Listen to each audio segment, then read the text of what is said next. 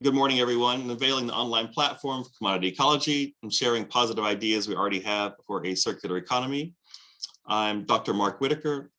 I'm joined today by three of my research assistants, Sera Lee, Boburjon Abdukhamidov, and Kangmin Cho. First, I'll introduce my research team over the first year. This is a large virtual meeting.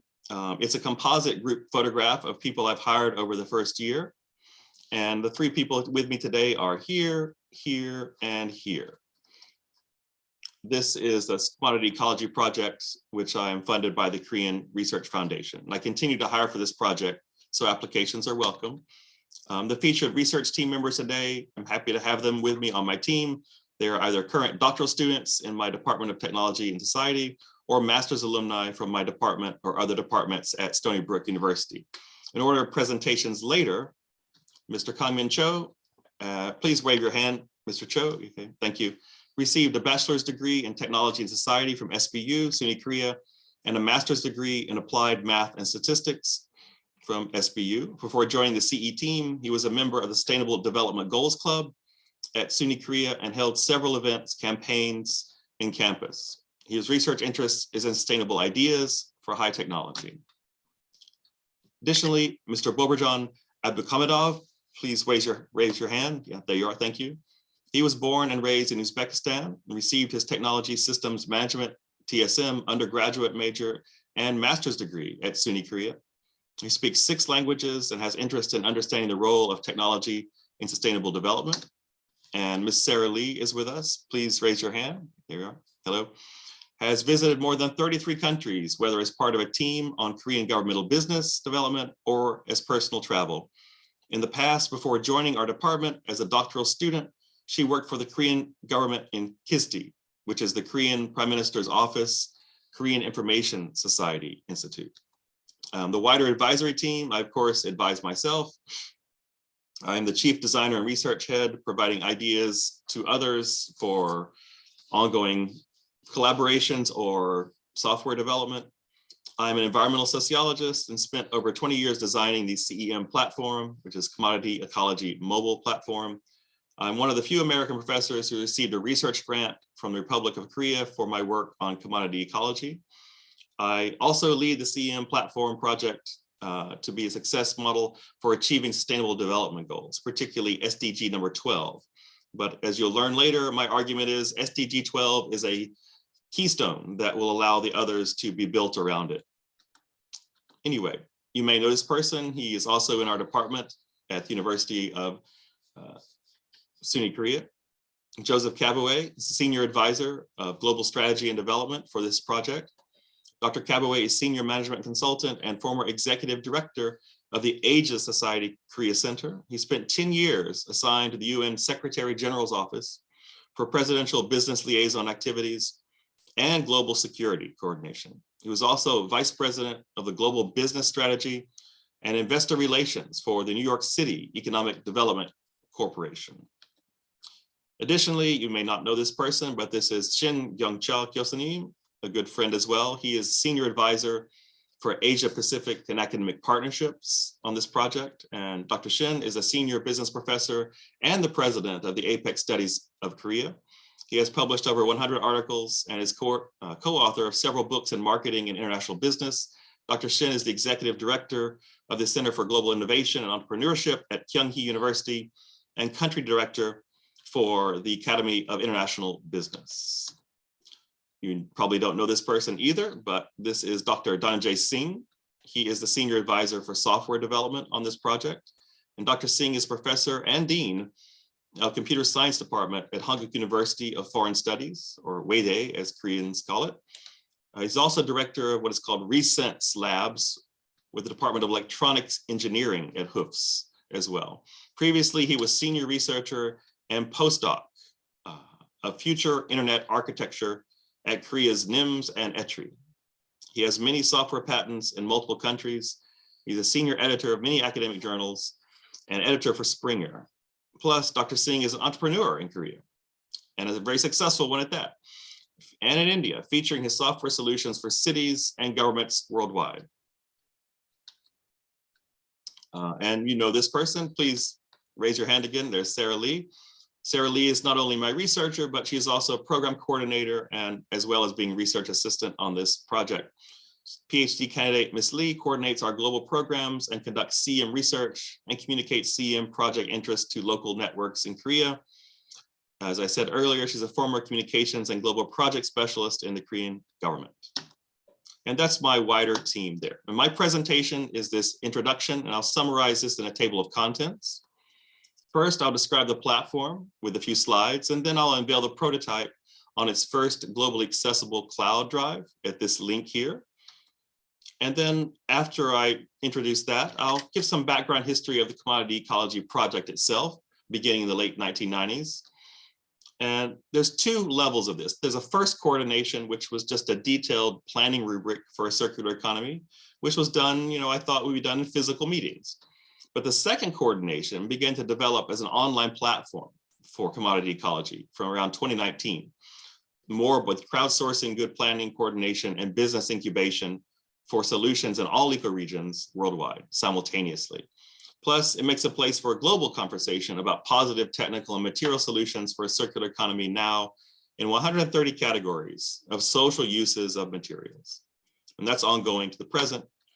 I'll have one slide about presentation history and some pictures of my presentations worldwide about this project, and also introducing what we have learned, added contributions of this project to the theory and practice of a circular economy.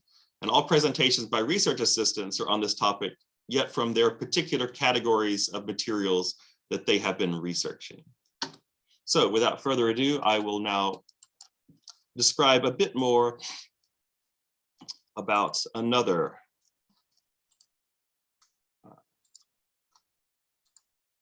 PowerPoint here.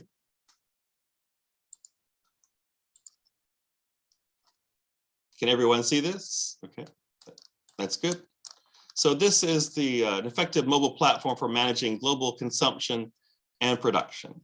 And it starts really with three things. If you remember this one slide, you can remember everything.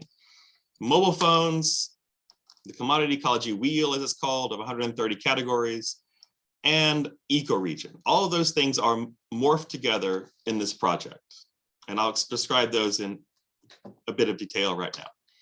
But anyway, the Commodity Ecology mobile platform is this innovative mobile accessible platform to effectively manage the world's commodities and to reach the United Nations Sustainable Development Goals.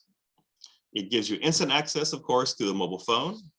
And also with a mobile phone, because it's so widely distributed, you have a global reach. But more than a global reach, you have an ecoregional reach because of one aspect of the way it's organized. And ecoregions are different ecological zones of the world with defined by the way plants and animals and ecology work together slightly differently, even if they have the same climate per se. So in other words, you get a global reach and an ecoregional reach. And because it's a global reach, it's very affordable. Mobile phones prices keep going down. And there's probably over about 5 billion mobile phones as of 2019, about 2.5 to 3.3 billion smartphones at that stage as well. And that shows a wide affordability and equality of this technology around the world. And because it's all of this, it's in a way to have a virtual community to allow for effective sustainable materials and consumption management. As I said earlier, I'm the chief designer and research head. I'm a professor at the State University of New York's Korea campus, located in Songdo in Incheon.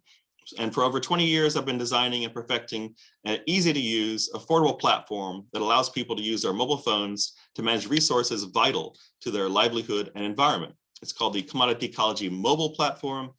And the word commodity ecology, or the phrase, is my term given for the most complete example of a circular economy. What is the design philosophy of commodity ecology? This is sort of philosophical. Compared to other SDG projects, Sustainable Development Goals, and sustainability projects in general, this project clearly is based on ecological humanism and its interest in combining human, civil, social, and economic development with ecological security. This is in contrast to some humanists and economists that are anti-environment. And it's also in contrast to some ecological thinkers who are anti-human or feel that humans are the problem instead of part of the solution. What is the decision space of this ecological humanist project? Quite large. Compared to other SDG projects and sustainability projects, this chart below helps to classify and understand the problem-solving space of the Commodity Ecology mobile platform. It's taken from another researcher, Hujala, called the 3 spaces of natural resources decision-making. And that's what we're doing in some way. And this is the original chart. It's illustrated with forestry decisions. And look at the middle of the chart. You know, one person can plant a tree in a single day, right? So you don't need an organizational elaboration. But imagine if you have a plan for, you know, a forest holding, a large, maybe 500 acres, 100 hectares. And you're going to use 5 years to do this. You're probably going to need consulted decision-making or gathering preferences of the stakeholders because it's such a long project and involves so many people on a larger area. So as you develop larger geographies, you end up getting organizational, longer time, and require greater stakeholders. What is the decision space of this project? How do we have civil control of decision-making processes around the globe forever? That's kind of a big, or as long as we live in a mobile phone civilization, right? That's the point, because mobile phones are providing those links. So unlike many other SDG projects, this is a global level project instead of a short-term project for a few years in one undeveloped country, for instance. This is really designed to enfranchise human and civil development with ecological security, as I said. What is the commodity ecology, though? Right there.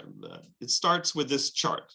It's the most complete example of a circular economy because it has 130 categories of the world's sustainable materials or commodities depicted in what I call the CE wheel, commodity ecology wheel. The circular economy is key to making better material choices and better waste management since it identifies how useful recycled wastes go back into profitable production in another material category. As a result, environmental pollution is also decreased. The earth is not just in the middle there because it's cute.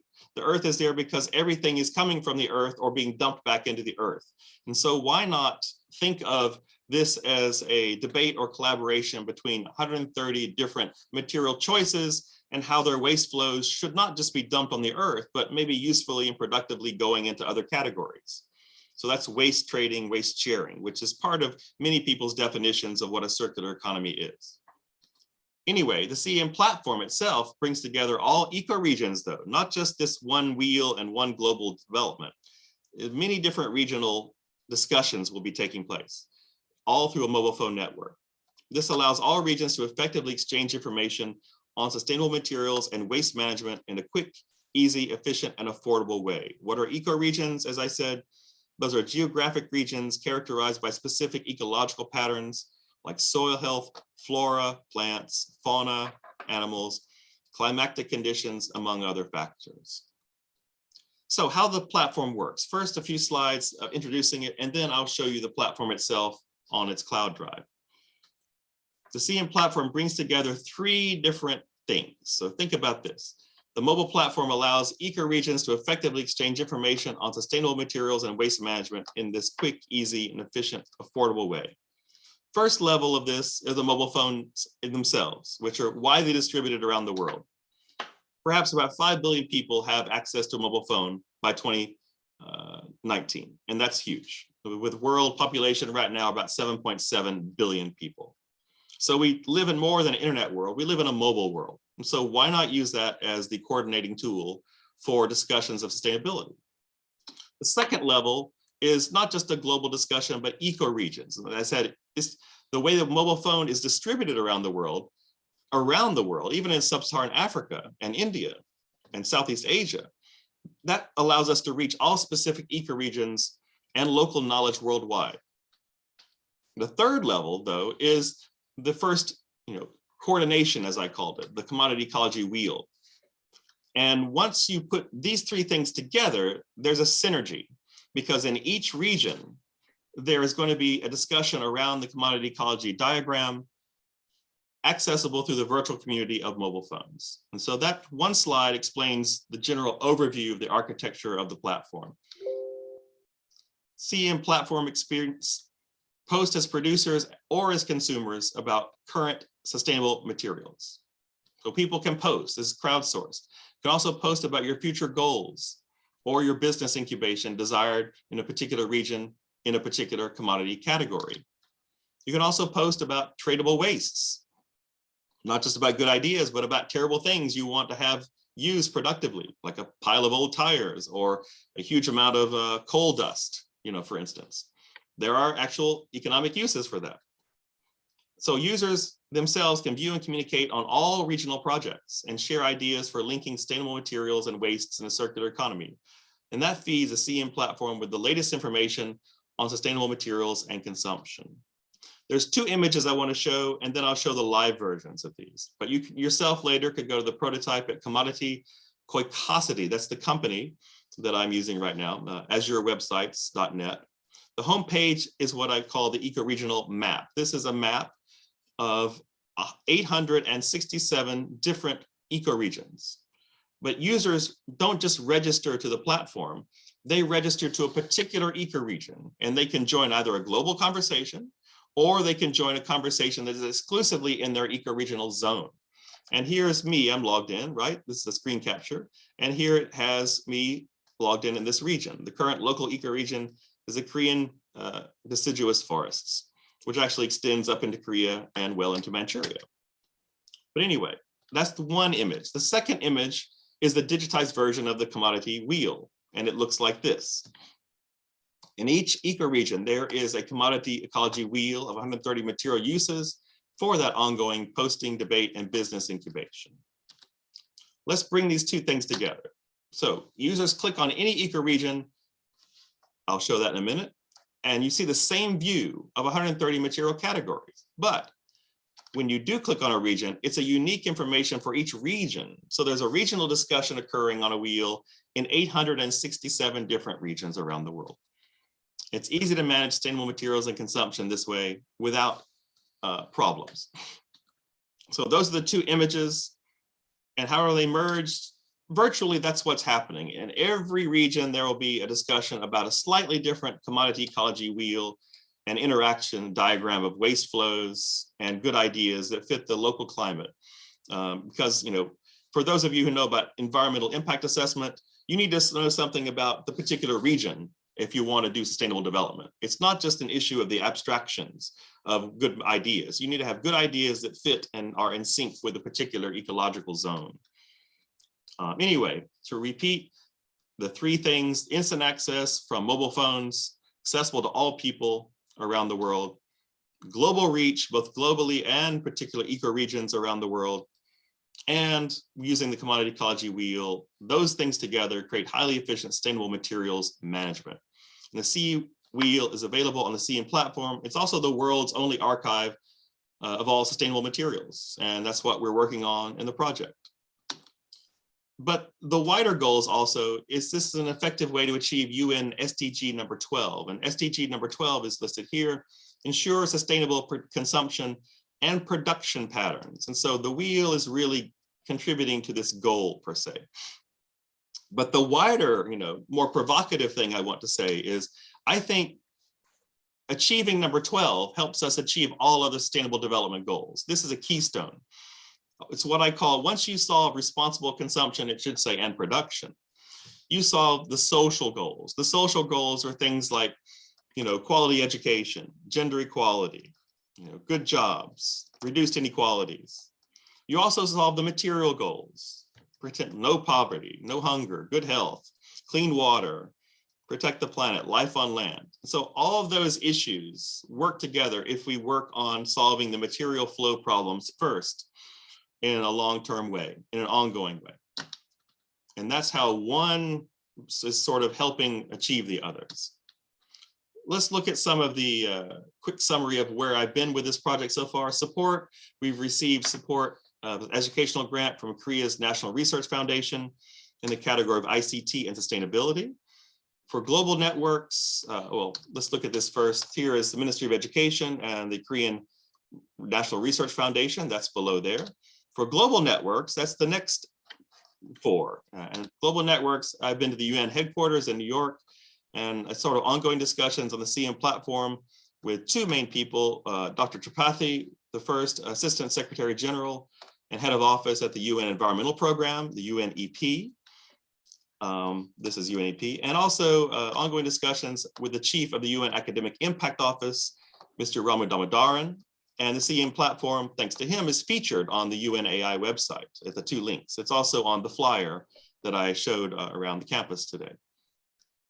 And here's the Academic Impact logo.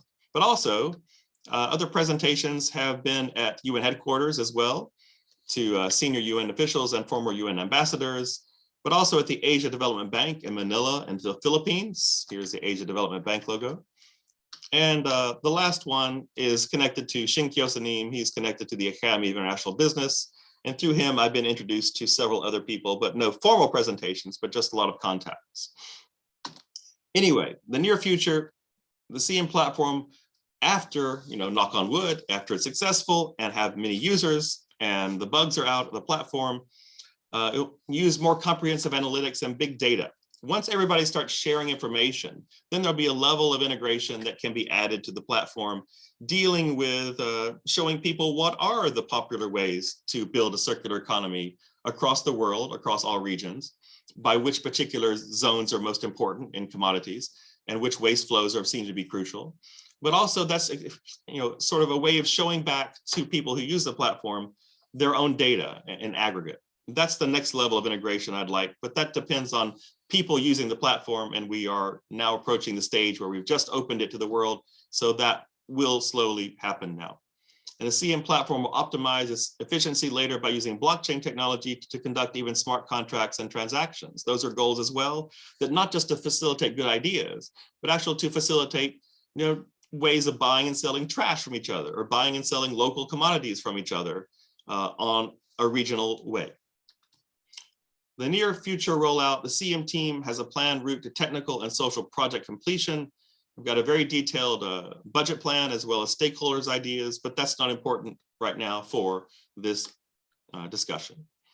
So in the months and years to come, our team is on a mission to build the CM platform as an organization, and we are seeking strategic partners from the public, other nonprofits, non-governmental and corporate sectors, more funding sources from corporate or public sector leaders to establish our office, install technical platforms, and launch some global training programs. That's one of the larger goals that I have, to invite at least, beginning with 14 different countries, choose 14 countries in 14 major cultural regions of the world, and they will cross-pollinate each other once they go back into their region.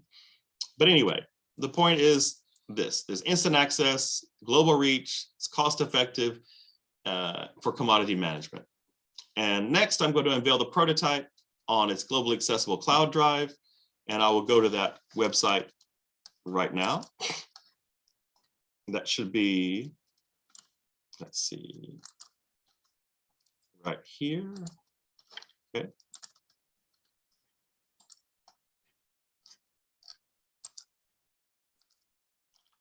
Can everyone see this?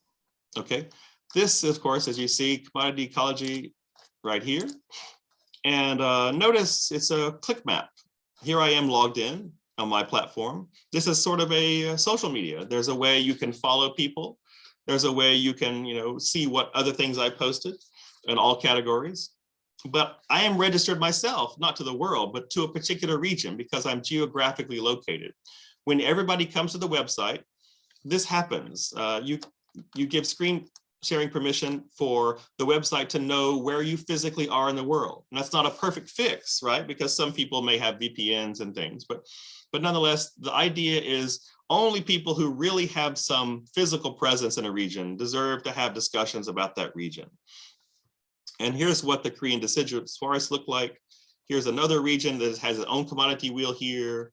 China's full of very different zones. Japan has several different zones.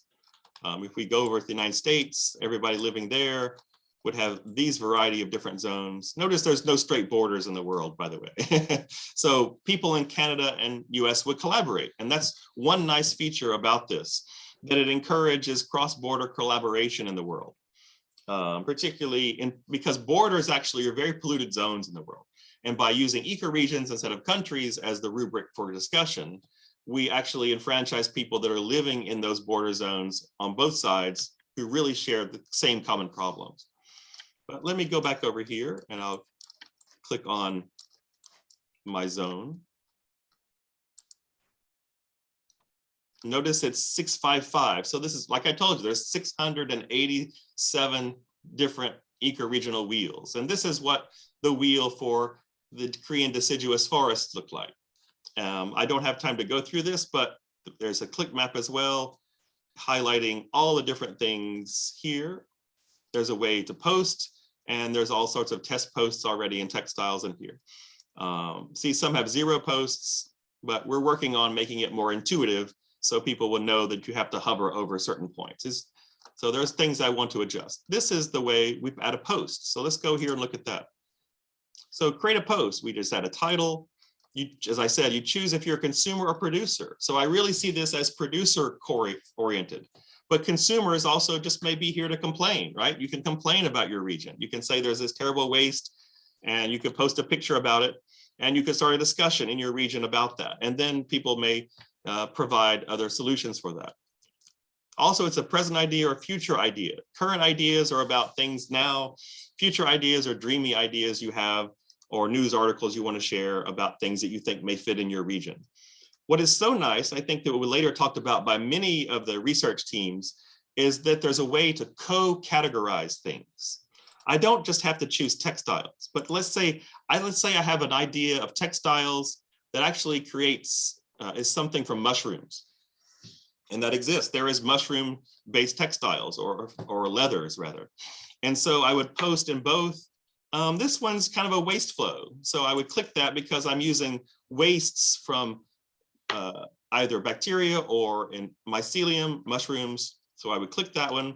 If it's a global issue, I click this, and that means it's posted twice. It's posted in a thread for textiles and mycelium in the global wheel, and it's posted in the local Korean deciduous forests wheel at the same time.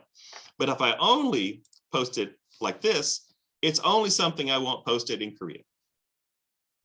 And then I would type a text, I would add an image if I want, and submit. I'm not going to litter it up with that, but that's the general goal. If you want, the dashboard is only available to me because I'm the administrator, but there's more information about commodity ecology. You can look here.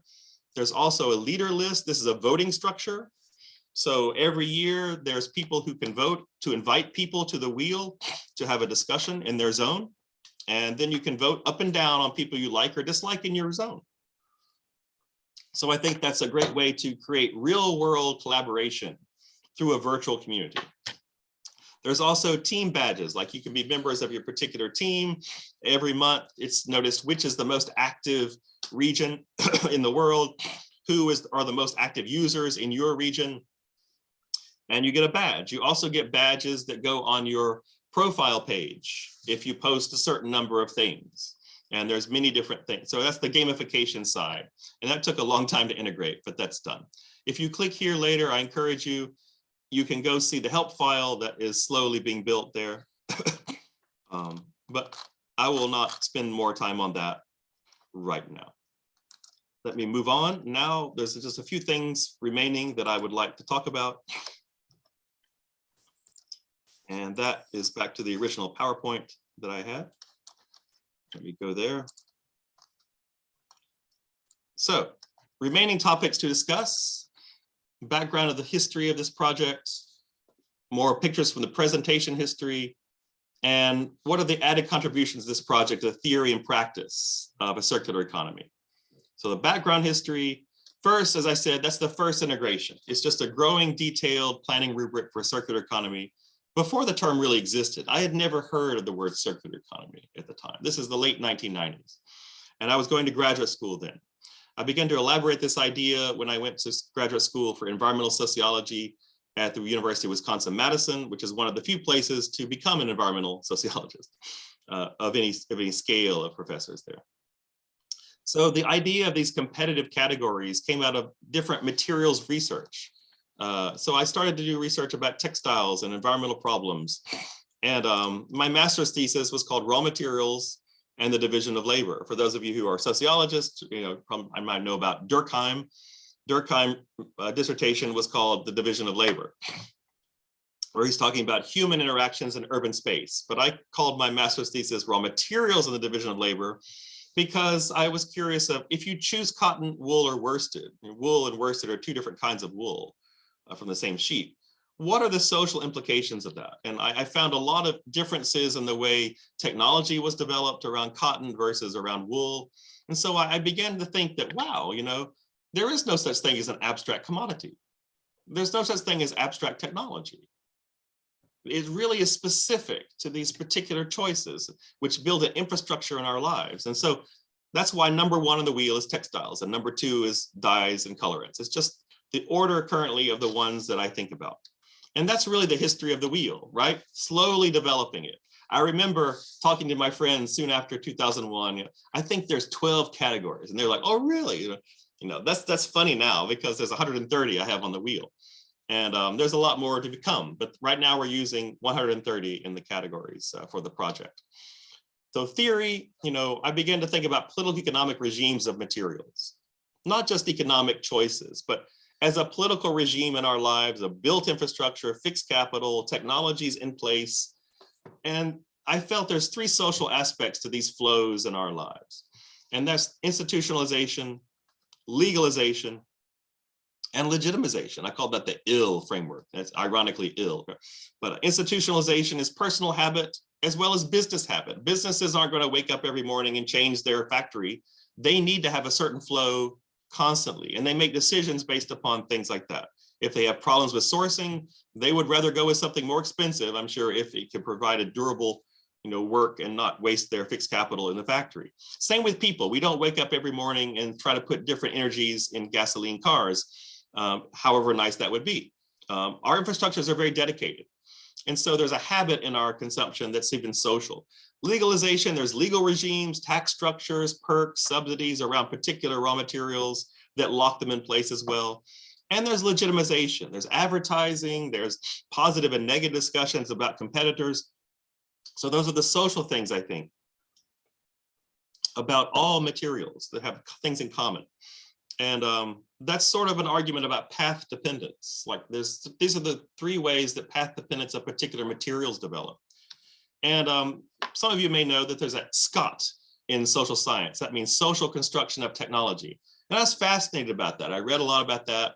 But then when I started to think about materials, I thought, there is no such thing as an abstract technology. There's really a political history also to the materials. And so I called that SCOM, social construction of materials. And that's what this project is making the world aware of, that there is a lot of choices involved in putting something in place as a material choice. It's not just consumers. It's a lot of political economic pressures and laws and arrangements. Anyway, the blog for Commodity Ecology developed from June of 2007. That's right as I'm leaving graduate school. I was trying to create an online coordination, just like I am now, in the planning rubric. The wheel had 71 categories by then, and I wanted to share this information in various stable category threads, and that blog is still there, but I don't update it anymore because now we're using the CEM platform project. On 7/27/2007, that's when I defended my dissertation entitled Ecological Revolution. It was published as a book in 2009. It won a grant from the US National Science Foundation for the research in 2010. But because of this, I got another phone call. And I was invited to come teach at Ewell Women's University in the sociology department. They'd actually invited me in the spring. And I said, yeah, I'm interested, and please keep in contact. But I didn't hear from them. But I just sent another email, said, I defended my dissertation today. I thought you'd like to know. Within 2 days, I had a contract. And so that's how I came to Korea very quickly. And I started teaching from 2009, in fall 2007, excuse me. So literally in a month and a half, I was in Korea. So I at least learned a bit of Hangul before I was thrown into teaching full time. I was teaching environmental sociology and many other things, graduate and undergraduate. But from 2009, I was kept growing. I'm still at EWA at the time, had 90 categories posted to the blog. From 2015, thankfully for SUNY Korea, I started to link commodity wheel to the idea of information communication technology for development at the Department of Technology and Society. And that's which I joined at this time from 2015, as I designed undergraduate and graduate curricula about ICT 4D, particularly around mobile phone networks. I mean, I've designed what's called mobile revolution in development. That was sort of assigned to me by Dr. Jim Larson, but it was accepted into the official curriculum, my version of that class. Also, I designed later 559, which is mobile technologies and disaster risk reduction. And so I have a lot of expertise in teaching about and researching the effects of mobile networks on social development. And I thought, why not me? Why not use my project in the same way? So it helped me to apply commodity ecology to take advantage of the virtual communities created by the rise of these distributed communications, social medias, and online encyclopedias. And from 2018, commodity ecology had 128 categories, and soon 130 categories. That's the current version. And this is the second integration. From 2019, it gets a bit more detailed online. I began collaborating with the now late Dr. Pawar, research professor in the computer science department at Stony Brook University. He is unfortunately no longer with us. He died in 2020. In a long invited presentation, I convinced Dr. Pawar's upper level database design course to do my project for their capstone graduation assignment. And they created a rough prototype, very rough, they want to graduate. Some people still love the project, others just took it as part of their job. But I convinced them to do a good draft of my project. And that was the start of me brainstorming with computer scientists of how to translate my rough ideas into code. My first contract was a soft labs in India for a more fuller elaboration of this platform derived from the student coders, yet much was additional: logins, voting systems, heroes on the website, gamification badges. Explaining that took a very long time, about a year to do that. Also, in spring of 2019, on the strength of this, I am going to the United Nations in New York and the Asia Development Bank in Manila to explain commodity ecology and invited presentations there. And in summer of 2020, that's when I received my 3-year Korean National Science Foundation grant supporting the research side of this project. And research 130 categories of social use with a team of research assistants still now. Also from let me move that down here, it's easier, I guess. From 2021, I'm in collaboration with Dr. Dhananjay Singh at Whitaker, and it's his company that I am now using for the second contract. That's Commodity.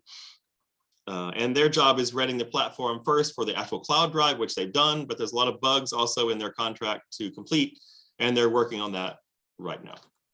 But anyway, my research team is also the ones that are going to be posting on the website. So part of our research is actually taking things in our research project and putting it on the website to popularize the platform, as well as the idea of collaborating toward a circular economy, and not just inviting big businessmen or governments per se. Anyway, here's a picture of Dr. Pawar with Commodity Ecology on a mobile platform as well. He was key to collaboration from the start. Some more presentation pictures in spring of 2019 with Dr. Kabaway. I visited the UN, as well as various ambassadors and administrative heads. I also met Dr. Tripathi, Assistant Secretary General of the UNEP. I went to the Asia Development Bank as well in spring of 2019. Another invited presentation. In 2020, I presented the idea at the IEEE Green Technologies Conference. In 2020 and 21, 2 presentations at the APEC conferences in Korea. One just about commodity ecology, and one really contrasting this idea to other ideas of a circular economy. And in the future, next month, I have another presentation at a conference organized by the UN Office of Sustainable Development. And pictures follow quickly. There's me looking like James Bond, at the UN, attending where UN staff and invited diplomats. Here's me standing with Dr. Tripathi in his terribly hot office. Sorry, Dr. He's Indian national. He hated cold New York spring, I guess, but I was, you can see me, I look kind of very hot and kind of miserable there, but it was very hot in that office. And he was wearing a scarf. It felt like it was, 25 degrees Celsius in there. I had previously contacted him about this idea, and he invited me to go there. He said, come see me. I can't go to your talk, I'm busy, but come talk to me for 30 minutes. So I spent 30 minutes chatting with him about this project. And he's a very interesting man if you read his biography. He's very interested in mega impact projects. He's raised billions of dollars for sustainable projects globally. He's a development economist and development lawyer. He's created across Indonesia a forest renovation project, which has pulled in billions of dollars in global funding. Yeah, he's quite an active person himself as an activist per se, not just a UN bureaucrat. Here is myself with Dr. Kabaway in the UN Academic Impact Office in the Secretariat building. That's the tall building. Our host was Mr. Ramu Damodaran right here. Joe Kabaway, of course, is key to all collaborations that are unfolding at this point. Here's me in Manila, Philippines, also looking very hot and bothered because it's very hot there. But here's the sign that I later stole, and I have a copy of that sign. So that's in my office too, but here's me presenting in a very big library space that goes up about 20 stories above me. But it's on a closed circuit television that it was beamed to about 3,000 workers to their desks around this entire organization. It's a very large organization. And these are the people that wanted to come personally. And there's nice discussion afterwards. This has been filmed. Look online. I recorded this on an iPad, and the discussion's nice at the end as well. But anyway, contributions of this project to a theory and practice of a circular economy. I'll close on a few ideas, and then that's exactly what my team is going to be talking about as well. History of the concept. 1928 is really the first written example of this in German. I think really the first popular book about sustainability as a circular economy is Barry Commoner's book, The Closing Circle, which still reads like it's written today. It's really quite a timeless book. In 1996, the first real historical application of these ideas. And in Germany, again, they passed the Kreislaufwirtschaft. The Wirtschaft is working, Kreislauf circular economy law. 1996, commodity circular economy is promoted in China and other Asian countries in an effort to promote environmental awareness. Also, recent publishing, there's a large growth of this concept. More than 100 articles were published by 2016, only 30 articles in 2014. So there's a large growth in thinking about this as a tactic for sustainability. What is this compared to other forms of a circular economy? There's a really good article here. Quote, there are various possibilities for defining a circular economy, yet only one study has investigated many definitions, and that's Kircher from 2017. And they looked at 114 different definitions of a circular economy, and they found almost virtually no overlap. So there's really not a lot of agreement yet of what that means, but they did find 5 themes. And my project has all these 5 themes, but what Kircher is saying is that most people's definitions don't always include 5 themes at the same time. They just include 1 theme, 2 themes. So mine is a bit more rigorous, I think. So these are the 5 themes that you typically see across 114 definitions. Combination of the 4 R's, reduce, reuse, recycle, yet often not highlighting how this necessitates a systemic shift. Many definitions oddly have few links to sustainable development. When I read this, my mouth dropped. I'm like, how can they even think about a circular economy without sustainable development? Since the main aim of many definitions is just to be economic prosperity. Surprisingly, a lot of definitions of the circular economy don't even mention ecology. They don't mention the environment at all. Or it's a secondary point. Plus, in addition to sustainable development, oddly being barely mentioned in many definitions, the importance of impact on social equity and future generations is barely mentioned. And for me, in the wheel, is about those 5 and more. So, definitely here, reduce, reuse, recycle, and more in producer waste trading. It is definitely about sustainable development. Commodity ecology is definitely a system shift, considering 130 categories are in debate.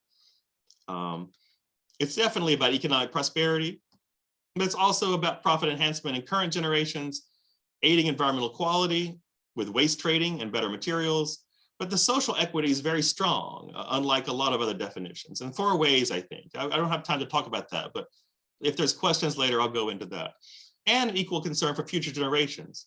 As I told you earlier, the decision space is forever, or as long as we live in a mobile phone civilization, as long as these connections can be maintained. Anyway, considering these many thin definitions, I have a far more detailed discussion of a circular economy here. And let's skip forward to this. This is from Kircher's point. the 5 main points of a circular economy are here. Those are the ones that they found across 114 definitions. See at the bottom here? But notice the full sample, sometimes they don't mention things at all. Just 19% of the full sample mentioned the microsystems, just 13% before 2011. So they're really trying to see which are the most popular ways to talk about this. And mine are all of these. So mine have a few more. So I have 6 main points. There's one that I think is integrated here as a main core factor of this project that is not mentioned in other forms of a circular economy. And this arrow here is where commodity ecology is more holistic and better than lackluster circular economy, I think. Those arrows, the arrows are also meant to point to numbers. So you can see just 30% of the full sample considers a waste hierarchy important. I think that's crucial. Just 30% have a systems perspective, I think it's crucial. But my additional factor, a core principle, is a specific geography. That's ecoregions. You can't have a systems perspective in the raw. You can't have a systems perspective without a particular geography. So I think bringing geography into it allows a systems perspective to be far more developed. Other points, aims are the same, enablers are the same, but I have a few more enablers. As you can see here, the low numbers of the full sample, all these things are very important to me. Equity, prosperity, social equity. They're not highly rated for many of these definitions. I'm interested in making business models better for business incubation. I'm interested in having consumers participate. But look, consumers participating, very low in most definitions of a circular economy for people. But it's crucial for me because it's a civil thing. It's a civil debate. But I have 5 more enablers that they don't. And one enabler is you, citizens and their dreams, right? Complaints, deliberations, environmental underclasses. For those of you who take in my technology assessment class, those are the people who have the greatest concern about environmental problems, and they are typically regionally defined. They are not defined globally in some abstract way. They are marginalized in some way in some specific region. And therefore, if you do enfranchise specific regions on the platform, you get to have environmental underclasses assured that their voice is heard in their region. Additional enabler is ICT, use mobile platforms, use the database itself, and use waste trading and even sales. So the platform itself is coordinating as an enabler. Anyway, why is it such an enabler? It's such an enabler because mobile ICT networks have a digital parity. Many people talk about a digital divide. And many technologies have a digital divide, but at least for mobile phones, there's a digital parity. I would even call it digital surplus. That means underclasses of all kinds actually are more online and with more mobile phones than majority groups in many countries of the world. And even in the middle of Africa by 2019, it's still over half the population has access to a mobile phone. That's the number of mobile connections. And typically mobile phones are connected to families. So more than just one person is really involved with that. So literally the whole world is over 50% mobile phone access. That's why this platform can really enfranchise the world. It's not just a word that I say, but that's how the additional core principle works, because specific ecoregional geographies are here all over the world with the mobile phone networks. And my point is, if you want to roll out the SDGs, nothing makes more sense for human equal access at this point than a mobile platform. I'll skip forward here just in the interest of time. Circular economy, they define only the meso level as eco-industrial parks. Like they think, circular economies only occur in special little zones, and then the rest of the world doesn't have it. But the point is, I think everywhere should be a circular economy. It's a multi-regional geographic system simultaneously worldwide. All the same goals, but a lot more ways is a permanent and eternal circular economy facilitated here amongst all people. The last slide that I want to talk about, this comes out of the research with my team and our discussions every week. 4 ways to think about the circular economy. Instead of the circular economy, people really mean in practice, I think, 4 kinds of very different organizational plans and goals. These 4 organizational definitions are they're organizational definitions. And while keeping in mind the Commodity Ecology Project encompasses all these others as well. So the 4 kinds of circular economy as CE 1 and 4, 1 through 4, is different than the 4 R's. The circular economy is about organizational relationships instead of just abstract relationships. Therefore, we should have a way to categorize and describe the different organizational goals as they relate to different qualitative arrangements. And these 4 definitions are organized from more ideal, systemic, and green, that would be number 1, to number 4, which is more pragmatic, unintegrated, and even using toxic materials. But they're all really arguing about a circular economy and improvement. Number 1, CE1, start over. You know, we can't really start over. That's very ideal, right? Start over with entirely fresh material choices and these as interlinked materials. In other words, how do we design from scratch all 130 categories? We have the materials and technology to do this. This is not a dream. It's just politically difficult. I mean, all the things exist already. I will show that to you. However, existing regimes of materials may hamstring us from such goals very quickly. But that should be the ultimate goal, reaching commodity ecology number 1 definition. CE2, it's ideal, but it's getting more pragmatic. That means group industrial ecology. That's the phrase developed in the 1990s, actually, really before circular economy. Industrial ecology was actually pioneered, I think, in the Netherlands, where they forced businesses to share their waste between factories and put them in business parks. So if they had wastes, they're forced to send that waste to another factory that could use that waste.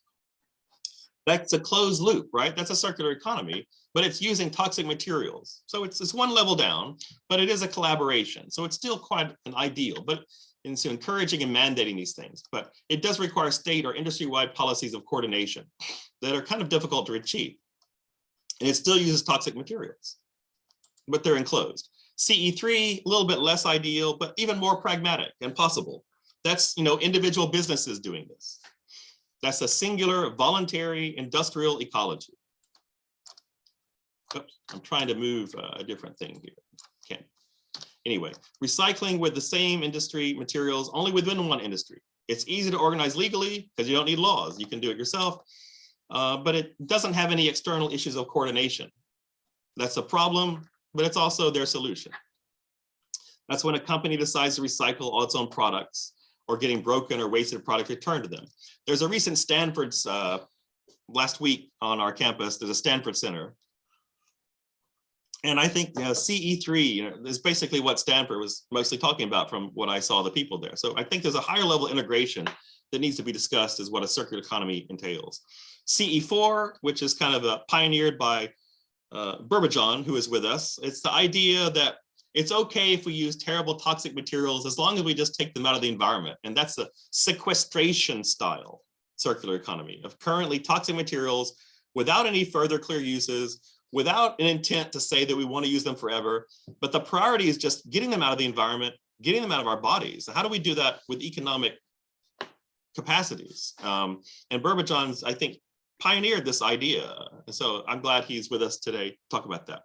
But anyway, those are the things. What do the research team do? They can talk more about this later and you'll see, but they make a rubric. They do a poster of 40 good ideas and 10 bad ideas. That's exploratory research. Rubric 2, then they have what are the 10 best and 3 worsts.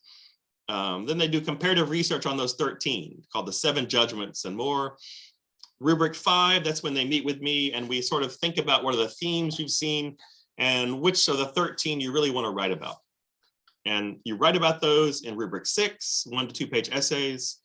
And you also write a rubric 7, which is a chapter of 12 to 20 pages or more of thematic issues you can't deal with in short things.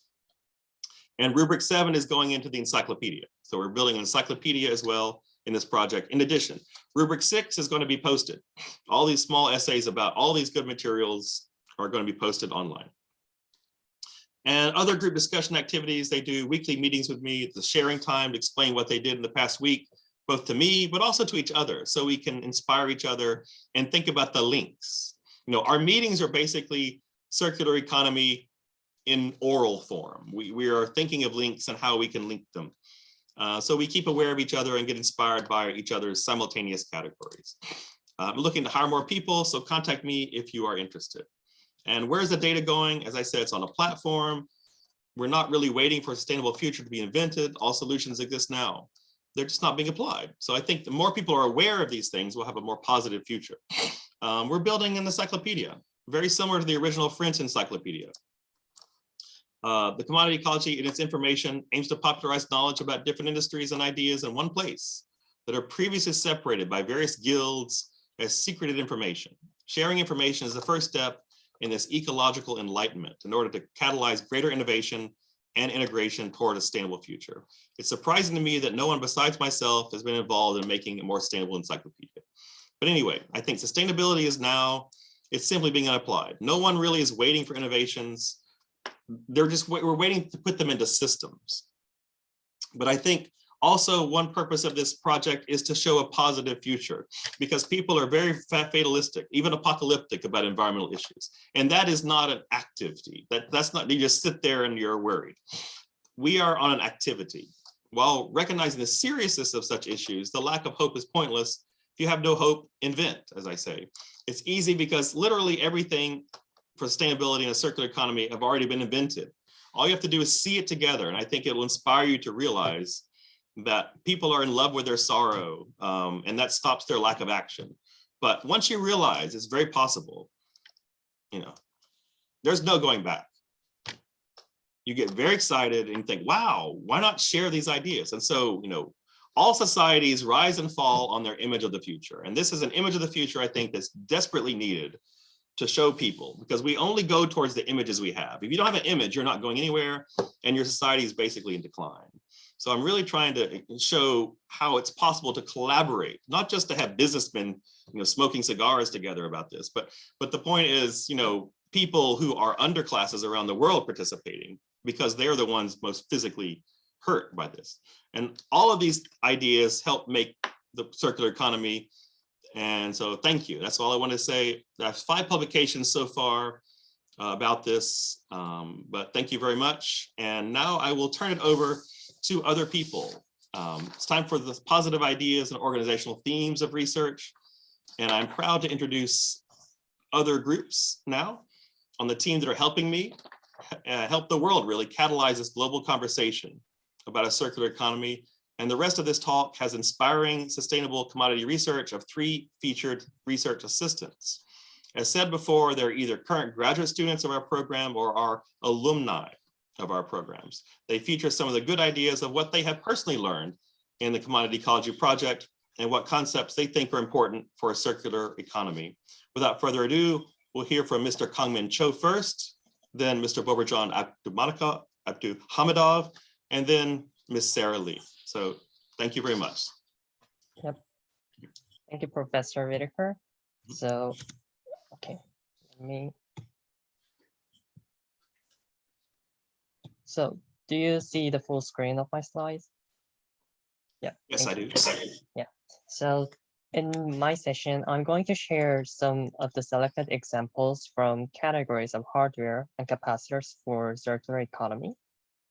And to briefly introduce my short biography, like I finished my master's degree in AMS at SUNY Korea, and also completed my bachelor's degree in TSM and AMS.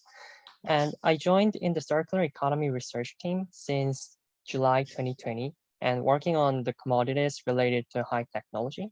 And before that, I was a member of the SDGs SUNY Korea, which was a club that aimed for achieving sustainable development goals on campus. And at the same time, I worked as a reporter at the Korea Daily and at IGC Broadcasting Studio and covered several stories. So to begin with, there are some challenges in realizing circular economy in high technology, especially in categories of hardware and capacitors. So the first one is the mass productions of e-waste. So e-waste are the discarded electrical or electronic devices. So this is very dangerous because they contain various chemicals that are harmful to people and the environment. And like it contains like mercury, lead, and brominated flame retardants, and cadmium, etc. And since it is often not treated well, it causes critical problems to both human and environmental health. And the second challenge is unrecyclability. And lots of metals used for hardware and capacitors are not recyclable. And moreover, even though they there are some recyclable materials in hardware, it is not always recyclable due to some economic barrier and political events, which is named as social unrecyclability. And moreover, recyclability may not necessarily indicate upcycling. And this means that recycled materials do not achieve good enough quality to be used for the same applications. The third challenge we face is the environmental and human toxicity of some materials in hardware and capacitors. And as already described from the book by Rachel Carson in Silent Spring, the chemicals used for artificial products have side effects to the environment and human health. So like, for example, the brominated flame retardants used for plastics in hardware is known to be linked to learning, memory, and developmental problems of humans, while they are detected extensively in the environment, as well as in the bodies of humans and other organisms as well. And the fourth challenge is the scarcity of some key metals in hardware, which results in non-durable sourcing. So for example, the tantalum, which is a currently major component of capacitor, is very rare as it is dominantly mined from Democratic Republic of Congo or Rwanda. And it is not even recycled well. So in the long run, it will damage the entire capacitors industry. And the last challenge is, the humanitarian issues related to the scarcity of some materials. To take the same example of tantalum, due to the scarcity, Democratic Republic of Congo is still suffering from the civil war since the rebel forces are funded from tantalum. So therefore, the good ideas in hardware and capacitors for circular economy should be able to resolve these 5 challenges. So from the research of finding good ideas for circular economy, I could frame them into 7 major themes. So first one is the super tech, which was defined from the 5 regions of the future by Barker and Erickson in 2005. So super tech represents the idea of bigger is beautiful and has a very optimistic view on the technological advancement. And also a trend of miniaturization is considerable. And this is to minimize the size of the hardware or capacitors even to nanoscale to enhance the efficiency and performance. For example, capacitors have been focused on this aspect that most research is conducted on enhancement of maximum capacitance and downsizing the capacitors with better stability and longer life cycle. And the third one is dematerialization. And this is a very critical theme in hardware. And this is to dematerialize the essential and physical hardware. And the fourth one is biomimicry. So this is to learn from nature, even in the high technology. So for example, there have been some active research on silk about how good it is to transport information inside the electric circuits, and also on algae on its algorithm to build its silica wall in nanoscale, which provides a good possibility of building a nanoscaled computer chips to be used for the future generations of computers. And the fifth theme was about redesigning the production process or the product itself. So especially the modular design for electronics is often suggested for manufacturers because it is very difficult to recycle the electronics in the end use. But with modular design, we can repair only the damaged parts, and also we can recycle based on the different parts composed of different elements. And there's a general trend towards using cleaner energy sources, such as solar cells and hydrogen fuel cells. And this will be more durable than the fossil fuel-based energy sources. And lastly, the removal of toxic elements in hardware and capacitors is considered important. For example, the electronics are targeting to use BPA-free plastics or bioplastics for their components. So there are several good ideas to cover in the categories of hardware and capacitors, as you can see. But today I'm going to select some of the best examples that reflect the 7 major themes that I found for the circular economy. So the first example is flower power PC concept. So this idea is from Dale Computer's 2008 Design Regeneration Competition. And this concept is a combination of machine vision and hydrogen fuel cell, which is a clean energy source. Although it still remains conceptual, it is a good attempt for circular economy that realizes dematerialization of essential hardware, such as the keyboard and mouse pointer altogether.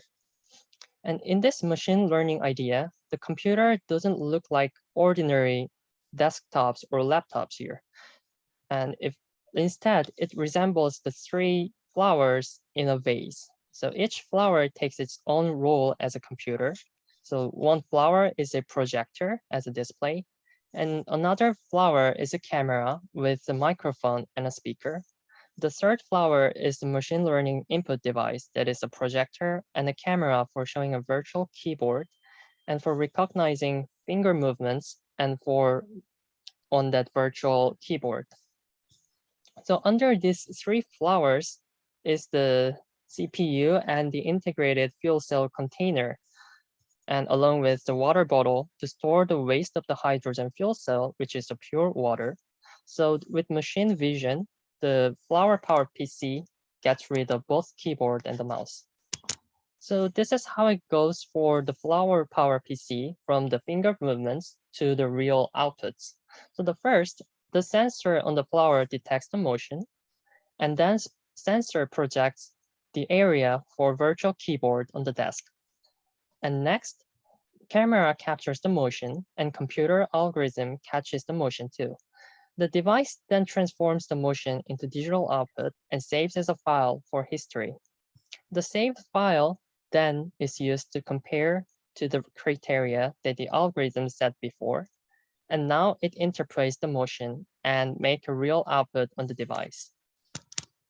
So therefore, the Flower Power PC has benefits that it can get the double use of computer's camera as a camera first and as an input device for finger movements.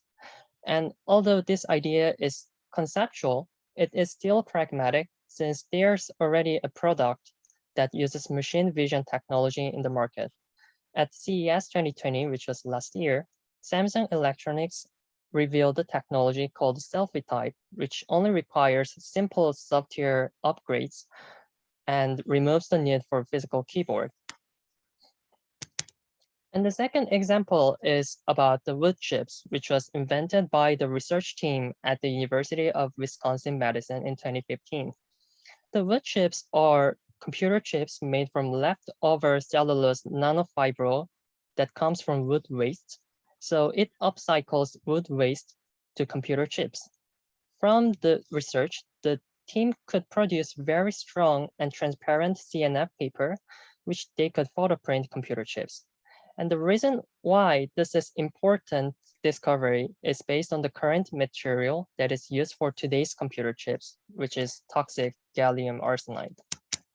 So the most smartphones and tablets we use today are based on the computer chips on gallium arsenide. But the problem of gallium arsenide is that not only it is toxic, but it is too rare that its price frequently fluctuates, which also indicates non-durable sourcing. Also, it is unrecyclable. It adds huge environmental pressure to today's e-waste disposal problems. So therefore, wood chips bring an innovative solution to the waste stream of computer chips since it is 100% biodegradable and decompostable. And the research team also found out that the wood chips can be degraded by fungus, which means that they can throw away the wood chips to nature and that it will be decomposed without any environmental hazard. And the third example to introduce is the PMMA. So this is a transparent thermoplastic, which is a type of plastic that is more recyclable and remeltable compared to the other type of plastic, which is thermoset. And thanks to its good properties such as surface hardness and chemical resistance, it is often referred to a good substitute for transparent glass. And moreover, PMMA is also known to be BPA-free, which contributes to the safety to human and environmental health.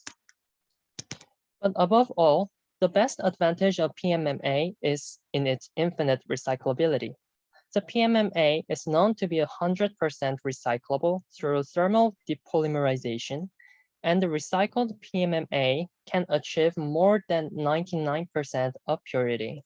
So this means that PMMA is a material that can be infinitely upcycled for commercial usage. And PMMA can be widely used in LCD and LED TV screens, laptops, and smartphone displays, and solar panels for energy generation and storage. And the next example is using the biomass and biowaste for high technology. So there has been attention to biomaterials, especially for plastics, due to its social unrecyclability. So according to Folino et al. In 2020, less than 10% of the plastic waste are recycled, and the rest was landfilled or just released to the environment for the last 65 years. So in this sense, the production of bioplastics is expected to increase. And moreover, bioplastics have advantages in the production process since it consumes less energy compared to the petroleum-based plastics. So for this example, I will introduce you two biomaterials that can be useful for future hardware. And the first one is the coffee grounds waste. The first use of waste coffee grounds for making bioplastics was invented by Dongsuh Food Incorporation, which is a South Korean food company in 2012. And they successfully produced the raw material of the bioplastic, which is polypropylene and polyethylene. And this used the same manufacturing method as the conventional plastics. And the resulting plastics were completely biodegradable since they used recycled waste from coffee beans. And the similar research on waste coffee grounds was conducted at Yokohama National University in 2020. And their research team used coffee grounds as a source of cellulose, and they succeeded in making a composite plastic using a catalyst to break down the cell walls of the coffee grounds. And moreover, given that the disposal of coffee grounds emits methane into the atmosphere, which potentially may worsen the global warming, and this will be a good upcycling method for waste, which is transforming the human food waste into the bioplastics. And the other good material is hemp. So hemp is a very good, cheap, and fast-growing material that can be used to create bioplastics. And hemp has a very high proportion of cellulose, which is approximately 80%, and this is much higher than that of coffee grounds. And most of all, hemp is completely biodegradable since it only takes 3 to 6 months for complete decomposition compared to the conventional plastic, which takes more than 1,000 years to decompose. And hemp is also non-toxic since it is a BPA-free, and it is more functionally rational for making plastics since it is stronger and stiffer than petroleum-based plastics. And lastly, hemp can be cultivated several times over a year on the same land, which enables equitable and durable sourcing. And the fifth example is zeolites for capacitors. So zeolites are difficultly defined as the crystalline solid structures made of silicon, aluminum, and oxygen. But this material is widely used for laundry detergent, so this is easy to find it in households. But other than its use for laundry, it can be used for the electrodes for capacitors. So according to Han in 2018, the zeolites-based electrodes reached 1,370 farad per gram, which is far higher than conventional capacitors. And also, since zeolites are safe to human and environmental health and also recyclable, it has a good potential for the future material of electrodes and capacitors. And in this last example, I'd like to finish with some oddities in hardware, which is a mushroom-based hardware. And especially the oyster mushroom, this is a very common and edible and easy to cultivate mushroom. And scientists revealed that by reprogramming the electrical networks of oyster mushroom mycelium, it will be possible to use this mushroom's mycelium and its electrical activity to create computer circuits. And currently, it is successful to translate the electrical signals of mushrooms into messages, which allows to process information in electrical circuits. Although the reaction speed is relatively slow for mushroom, there will be no problem with large-scale applications which require slower data streams. Okay, so to conclude, in general, hardware and capacitor categories both have a long way to go in terms of circular economy. Most of the good ideas I found remain conceptual and still dreamy due to some pragmatic issues such as economic barrier and insufficient research in human impact or environmental impact.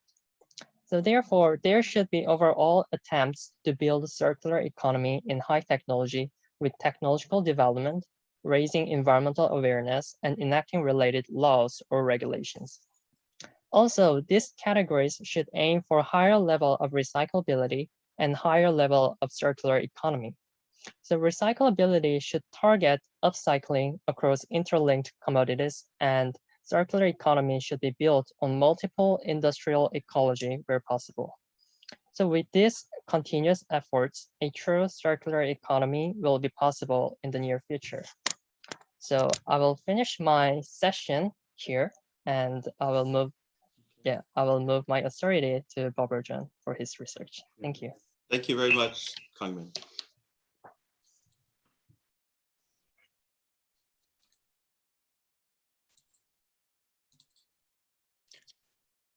Can everyone hear me? Yes. Okay, great. So thank you very much, Kangmin, for your very insightful presentation. Thank you very much, Dr. Whitaker, for this opportunity to share our findings as we have been progressing along this research of sustainability and specifically in the commodity ecology wheel. So my topic has been mostly around building materials. And as I have progressed along, finding out different building materials that are more fit in the commodity ecology wheel, I've come to realize that it's important to break the biases we have about different materials that were in high usage before, but not as much right now. I'll get into details more as I progress along my presentation. So first, I would like to introduce myself for a little bit. My name is Boburjon Abdukhamidov. I come from Uzbekistan.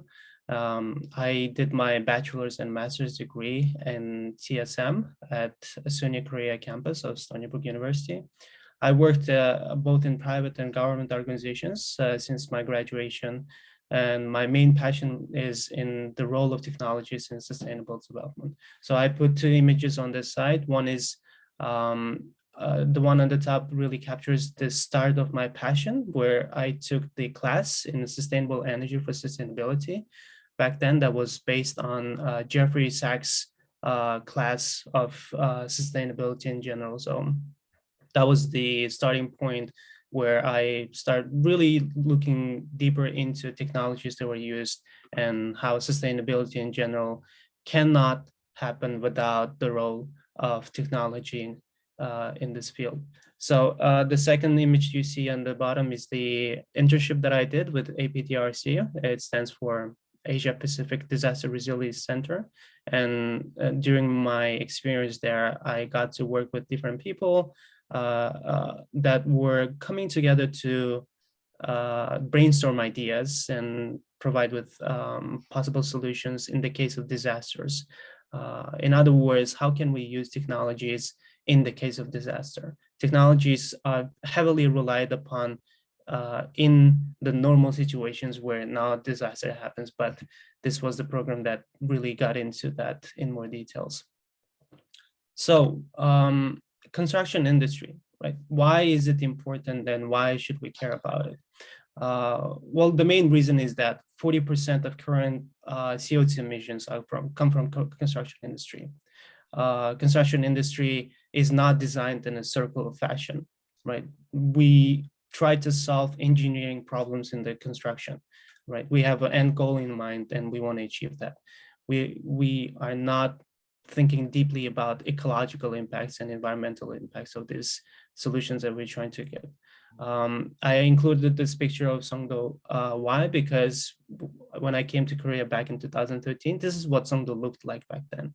It was only a few buildings and mostly empty.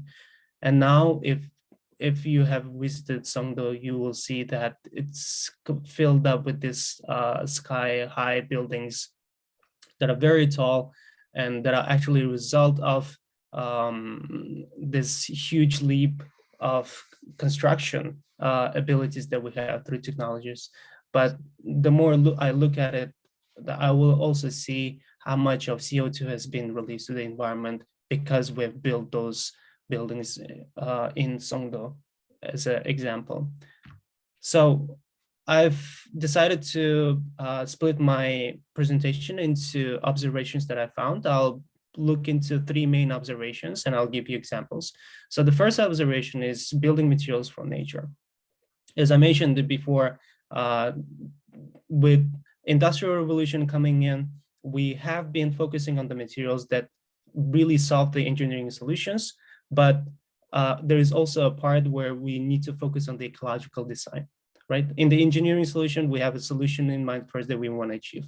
But in the ecological design, we want to look at the resources that we have available and try to incorporate those resources to fulfill our purpose. And that's where the commodity ecological reasons come in play, that once we log into our website, once we see what the materials that are available in our region, we can start with ecological design first, see what's available, and then build on top of that. Building materials from nature, they also focus on the regional and grassroots solutions. Of course, in my previous image, I was trying to focus on really tall buildings, skyscrapers, so to speak. But if we focus on the materials from the nature, we can focus on the smaller scale solutions that would be really widespread especially in rural areas, but also in the areas where it will not require so much of a technological heavy machinery. There is also practicality. So throughout my project, I've focused on how it's important to be practical in the building industry and how we should focus on suggesting the materials that can be readily applied. And abundance and carbon negativity is another term that will be used in my examples. Why? Because these materials are abundant. They come from nature. So most of the time, everyone can grow it in their backyard. And also they are carbon negative. When plants are growing, they absorb the carbon dioxide from the atmosphere. If we use that in our construction site, then we are basically building carbon trapped materials buildings, basically, and breaking the biases, of course. So not so much heavily relying on the industrial solutions, but also trying to revisit to previously thought process that we had about these materials and how it has changed them before. So the first trend that I found of this first material is a straw bale. Straw bale is a unique material. Why? Because it's very abundant. There are about 800 million to 1 billion produced according to UNFAA. What FAA stands for is United Nations Food Agriculture Association. So to put into perspective, we have so much of straw bale that is available around the world, but it's not as much used in the construction industry. We have also realized that the heating cost is 75% lower than the traditional materials. So straw bale is actually has very high properties of heat insulation. It's also it has higher fire resistance, right? That's the bias that people might have about straw bale, but the research has shown that compared to other materials, straw bale can be even more resistant to fire. Load-bearing properties. So straw bale has over 48,000 kilograms per meter squared load-bearing, and a lot of people may not think about it straw bale in that terms, but you can build the actual 3-story building or a small-scale house for a large family with the straw bale. So the actual picture you see on the background is a house that was built with the straw bale, and I think it's an opportunity missed around the world where straw bale is in abundance, especially in the farmlands, but people are not making use of it. And last but not least, it's also important to seal it well. So previous experiences with the straw bale, they may have noticed that it might be susceptible for rotting or for pests, but there have been improvements. And if we seal it well, then the straw bale will last us forever, basically. So the second material is the same material that my colleague Kangmin mentioned. It's a hempcrete. Hempcrete is another agricultural manufactured material, right? About 8 to 10 tons can be grown in 1 hectare of land. And it can be gathered within 12 weeks. So it reaches up to 4 meters in height within 12 weeks of time. And this can be basically grown everywhere. But currently, hempcrete is known for its wine corks. So with Spain and Portugal being the main manufacturers of hempcrete, it's important to make sure that we spread it around the world. All the houses that were built with hempcrete have reported about 60% lower in heating costs. So it's not just saving the energy when we are manufacturing it, but throughout the life cycle, right? With LCA, life cycle assessment, we're looking at it. We're learning that not only we are saving our environment and being carbon negative, but also we're consuming less energy throughout its lifetime. So about 53.5% of carbon saved by building a one house unit. And of course, another factor that we see on the bottom here is,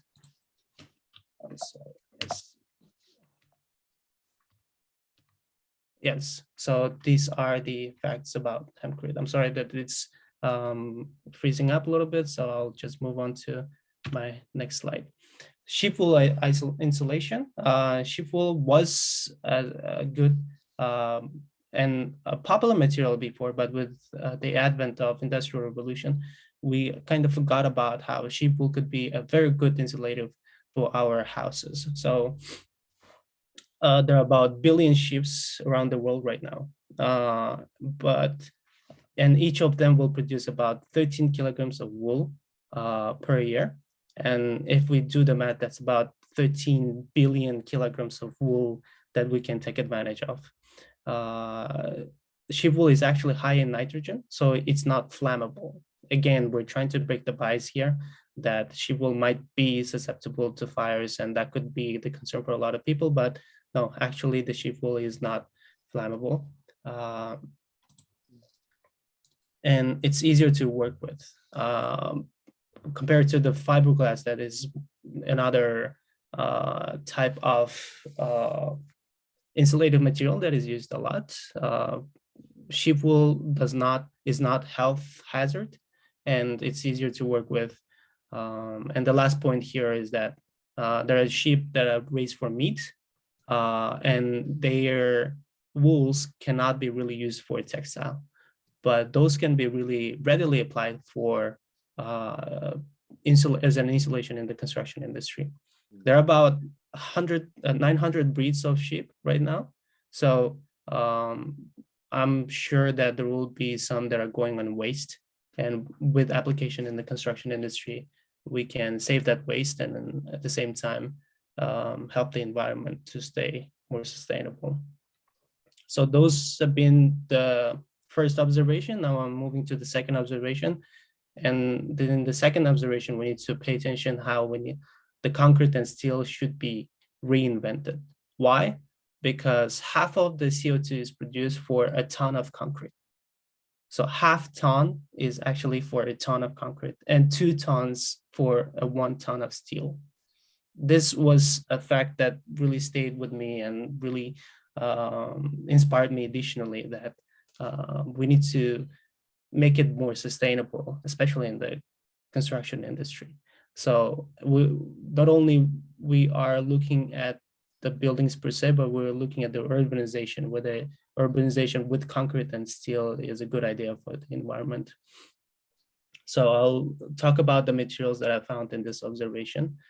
One material that I came across is a foamed concrete. Yes, we're still making the use of the concrete as before, but now we're foaming it, right? Foaming process happens with addition of the foam while making the concrete with tiny particles such as fly ash. And we result in the concrete that is lighter, easier to work with. It's more insulative, and it has a lower density too. So when we look at the density, we can get up from 300 to 1,800 kilograms per meters cube, while the traditional concrete in its raw form would be about 2,400 kilograms per meter square. When we talk about the compressive strength, which I think is the most important factor in construction industry, we can get from 0.2 all the way to 10 newtons per millimeter square. And it can go higher, right? When you're making a foamed concrete, you are in control of the final result of the material you can have. And depending on the project, whether the project is a 2-story building, a 3-story building, a 5-story building, you can adjust the materials and the ratio of those materials and have the final result, right? Which will have adequate amount of compressive strength, and it will be good for the environment, good for the lifetime of the building because it's more insulative and will require lower amount of energy to build and to maintain. Another building that really stands out in this context is CLT. What CLT stands for is a cross-layered timber, right? And this is hot building in Norway. It's already built and it doesn't make use of a steel or concrete. So it is a possibility, right? CLT is about 18 stories and about 280 feet tall. So 18 stories, has all the restaurants, has all the swimming pools, and very popular there, right? And actually another one is being proposed for Chicago right now in the US to build a similar structure. So we are eliminating the need for concrete and steel. We are locking the carbon absorbed from the atmosphere by using this timber instead of concrete.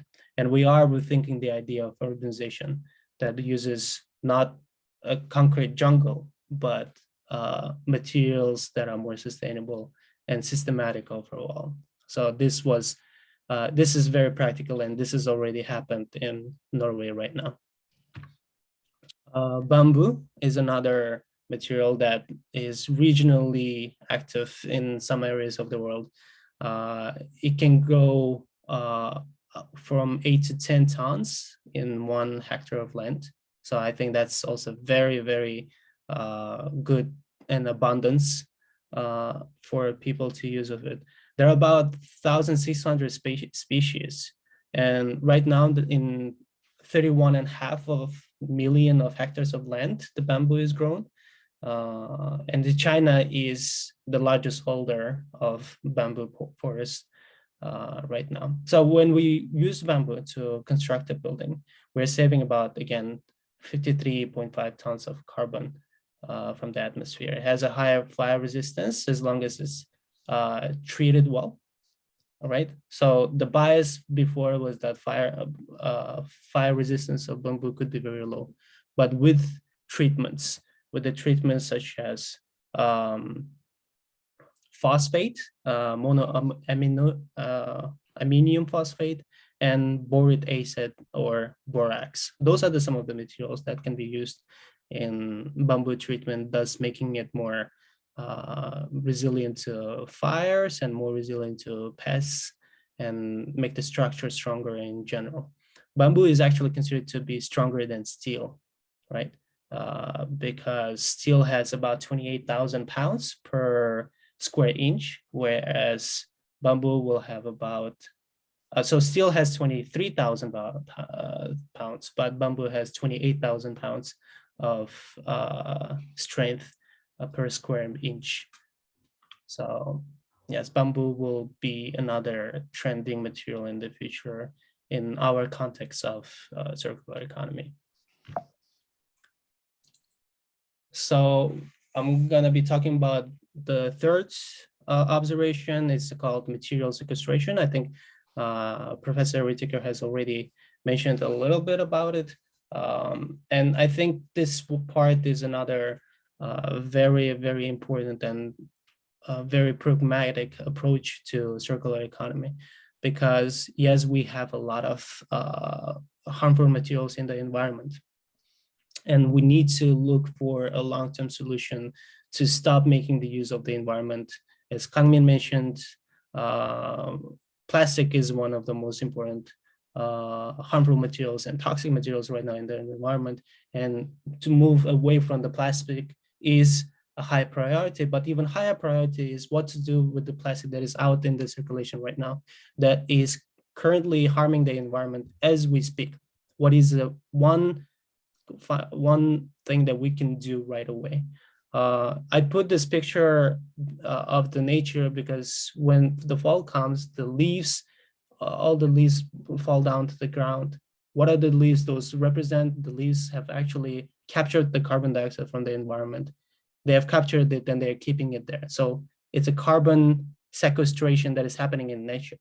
And what we can do the same. We can sequester harmful materials from the environment and deal with it in the longer term while it's not really affecting the environment right now in the context of building materials. So the first and foremost important one is the plastic and PET bottles. So the image you see on the top is actually the house that was built with PET bottles in Nigeria, and they found it to be more resilient and more practical solution to plastic waste in Nigeria.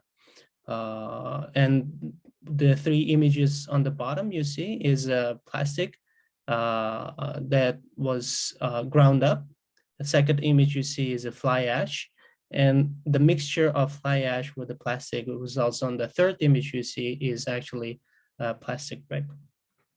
So there are about 100 million tons of plastic in the circulation, and that has grown from 5 million from 1950s. So we have almost 20-fold growth within 50 years.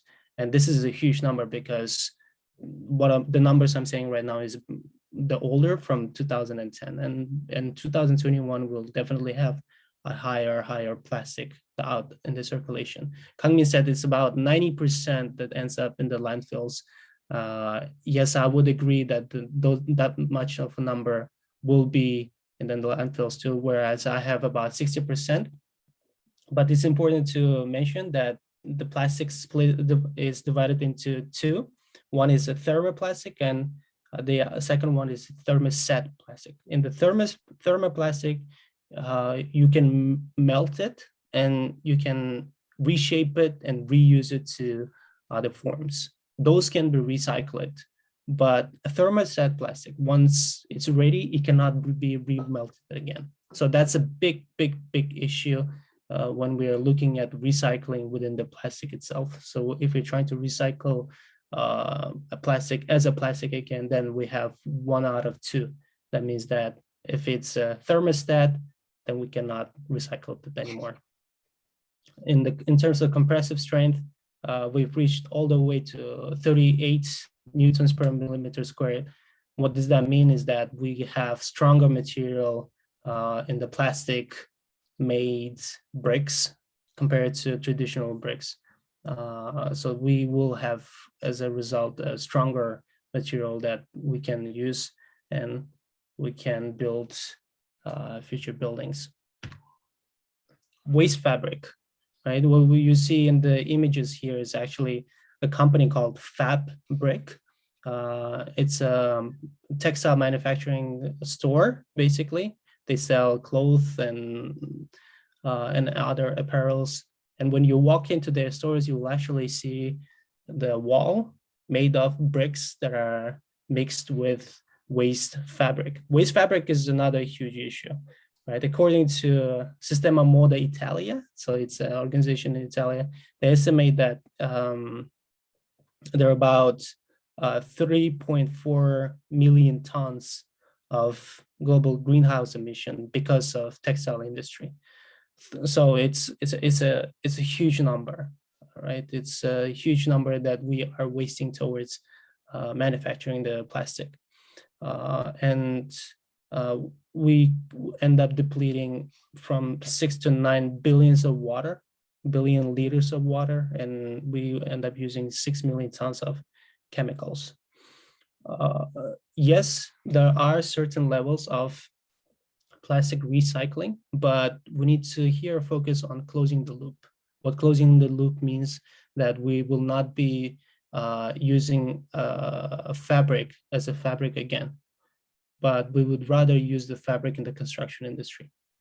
Why is that important? Because if we're trying to use the fabric again, then we end up wasting a lot of water, chemicals that will be used throughout the process, and other energy that will be used throughout the process. And this type of recycling will be mostly limited to cotton fabric. But whereas if we are using it as a construction material in the future, then we eliminate all these energy requirements, but we also end up not limiting ourselves to cotton per se. So linen and rayon, all these other types of materials, we can end up incorporating them into our bricks as a waste fabric. Thermal insulative properties increased by 30 to 56%. Why? Because the fabric, right, as its nature, is a very good thermal insulator, and the buildings will end up being 30 to 56% more energy efficient. An amazing number that I came across throughout my research is 20% ratio of fabric waste can be used when making the brick, whereas I think I forgot to mention in the case of plastic, it's close to 5% that we can add the plastic into the mix. But in the case of fabric, it can be all the way up to 20%. And that results in the increase of the flexural strength necessarily. And this material, the papercrete, right? Again, it's very similar to waste fabric, right? In the case of papercrete, if we try to create concrete with the mixture of paper in it, we're closing the loop of paper recycling. If we want to recycle the paper as a paper again, we are again spending so much energy and dyeing ink. It's a chemical to remove the ink from the paper. And that's very energy intensive process. Currently, we have about 500 million tons of annual paper production around the world. And using that in the construction industry is less energy intensive process. And the compressive strength that we end up having from the papercrete, right? It's about 22.56 megapascal. And it is actually a stronger material compared to traditional concrete materials that we might have. Not only stronger, but we end up having higher thermal insulation. We end up having lighter and lower density material. So the picture you see on the right side right now is actually the building that was built with papercrete in general.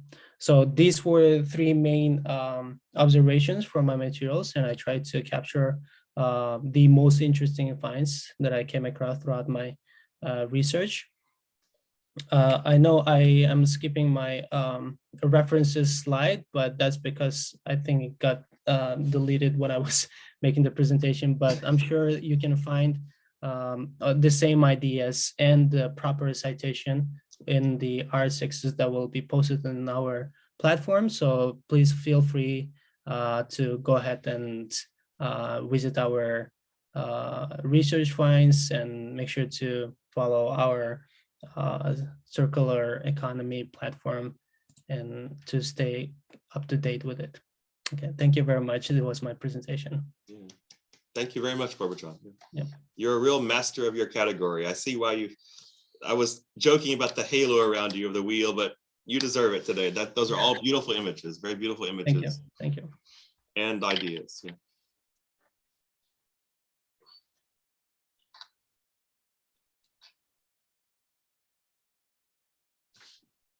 Okay. Hello, everyone. Thank you. First of all, thank you, Dr. Whitaker, and to our research colleagues, Boburjon and Kangmin Cho, for having this wonderful and impressive presentation so far. So I will present circular economy by introducing several sustainable systems regarding our project. And here is my biography. My educational background is like this. I'm currently a PhD student at the Department of Technology and Society, DTS, Stony Brook University, SUNY Korea, starting from fall 2020. And for my master's degree, I studied international commerce at Korea University. For my bachelor's degree, I studied in business administration at Aju University. And my research interests are about sustainable development, environmental assessment, and climate change and ICT. Before starting my PhD program, I've worked at the Korea Information Society Development Institute, KISTI, as a researcher, which is a government-funded research institution under the Prime Minister's Office of Korea. While working at the KISTI, I was mostly in charge of the ICT ODA, Official Development Assistance Program for developing countries, including Laos, Cambodia, Myanmar, Vietnam, Uzbekistan, and Bhutan. And I also have a working experience at Aju University as a coordinator in charge of incoming exchange program and international cooperation with overseas universities. And I also have various global experience visiting over 33 countries for the purpose of study, business trips, voluntary services, and traveling, etc. So based on my personal experience, I've joined the SEED project as a research assistant since September 2020. So I've been working on this project about 1.5 years so far. And these are the category lists that I've been working on so far. The first category is number 19, communication transmission technology. After that, I did my research on number 56, climate manipulation, also mostly known as geoengineering. The third category that recently I completed is number 10, vegetable or plant-based food.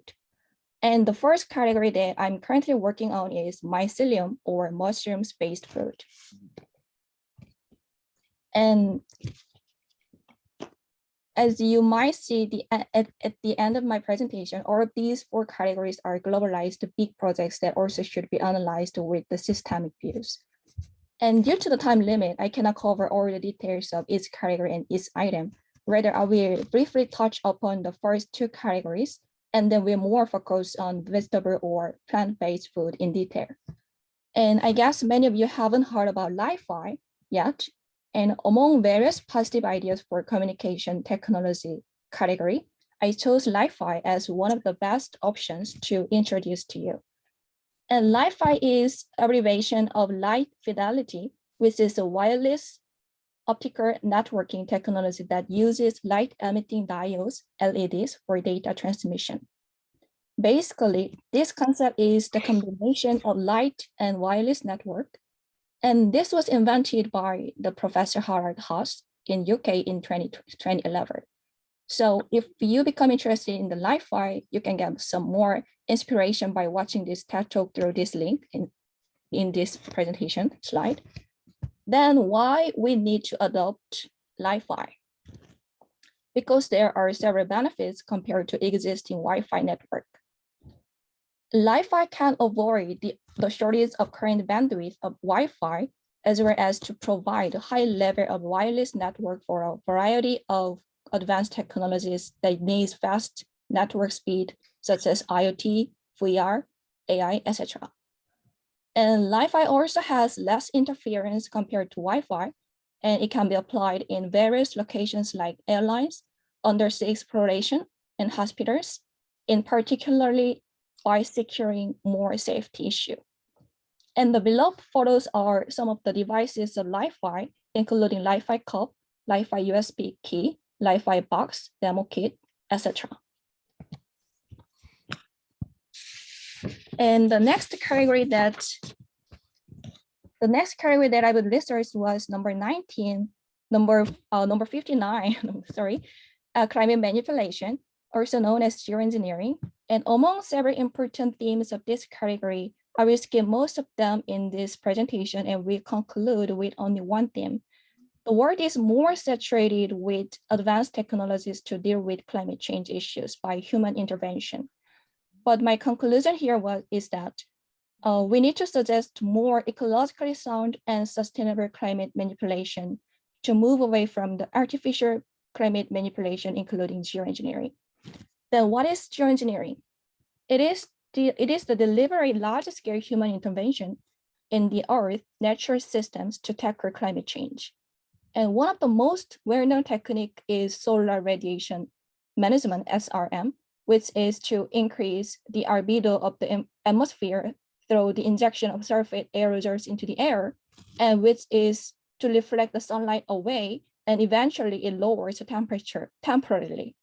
This kind of technique could be effective temporarily, but we need a long-term solution for the climate change issue. Also, it has several risks such as change in precipitation or slowing recovery of the ozone layer and continuing ocean acidification and ozone depletion termination effect, etc. And this is one of the rationale why we need to focus on nature-based climate manipulation, such as ocean kelp farming. And it is a rehabilitation process of marine ecosystem, like the right-hand side of the photo. And Croatia's ecological water saving technology is to save water in a dry or arid area. And we can also apply biochar for soil improvement.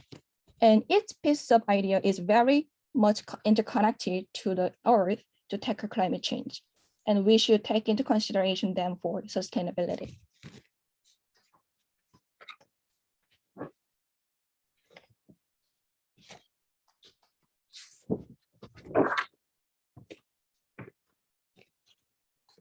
Now moving on to the next category, vegetable or plant-based food. According to the FAO data, 1/3 of global food is wasted and lost annually. Proportionally, the food waste can be categorized into 45% of all food and vegetables, and 35% all fish and seafood, 30% of all cereals, 20% of all dairy products, and 20% of all meat and poultry, according to the IFCO systems, which is a private company. And this company quoted from the FAO data. And as the international organizations expect that global population is increasing by 2050, the food insecurity issue should be solved accordingly. So my research on plant-based food category is significant in terms of suggesting various sustainable agriculture system that is already formed but not popularized yet. Also, my sustainable farming system is the concept of decentralization with local markets and farms directly. Another theme of this category is recyclability of food waste, and plant waste can be recycled for making another durable products while contributing to mitigating climate change issues. And lastly, needless to say, plants can improve human health with various nutritional values, especially most plants are rich in micronutrients, fiber, vitamin, calcium, etc. I did research to make a more thorough nutrition comparison table for some plants, but it is not included in this presentation. And the below green box shows co-categorization of plant-based food. So on the 130 category here, and plant-based food is quite astonishing that can be linked to many other categories, including energy, textiles, adsorbents, plastic materials, and so on.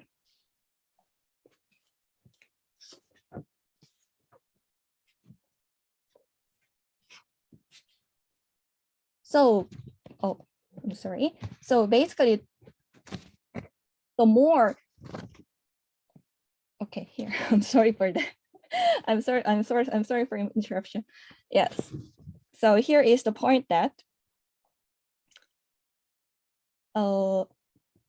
Roughly 97.5% of the Earth water is saline water, and only 2.5% is fresh water, and less than 1% is can be used for human consumption. And there are 3 types of water: blue, gray, green water.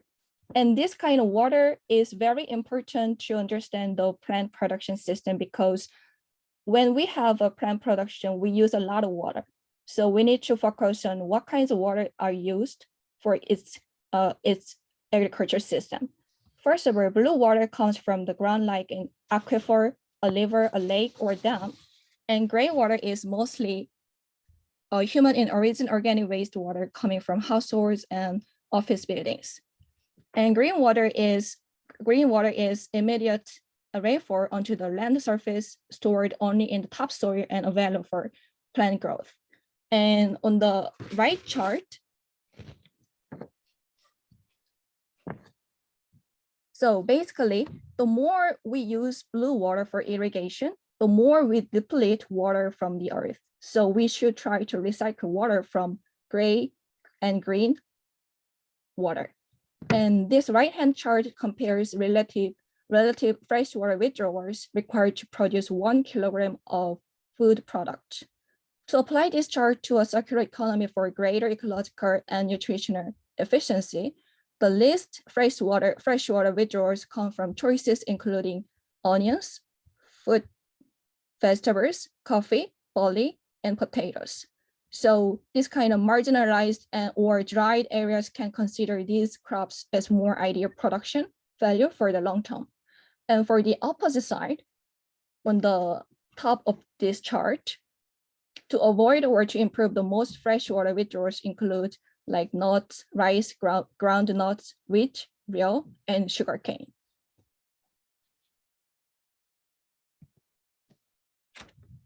So it is important to look at the choice of crops for different climatic and water conditions.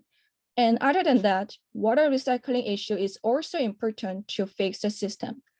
And these 3 bullets are the brief concept for sustainable practices.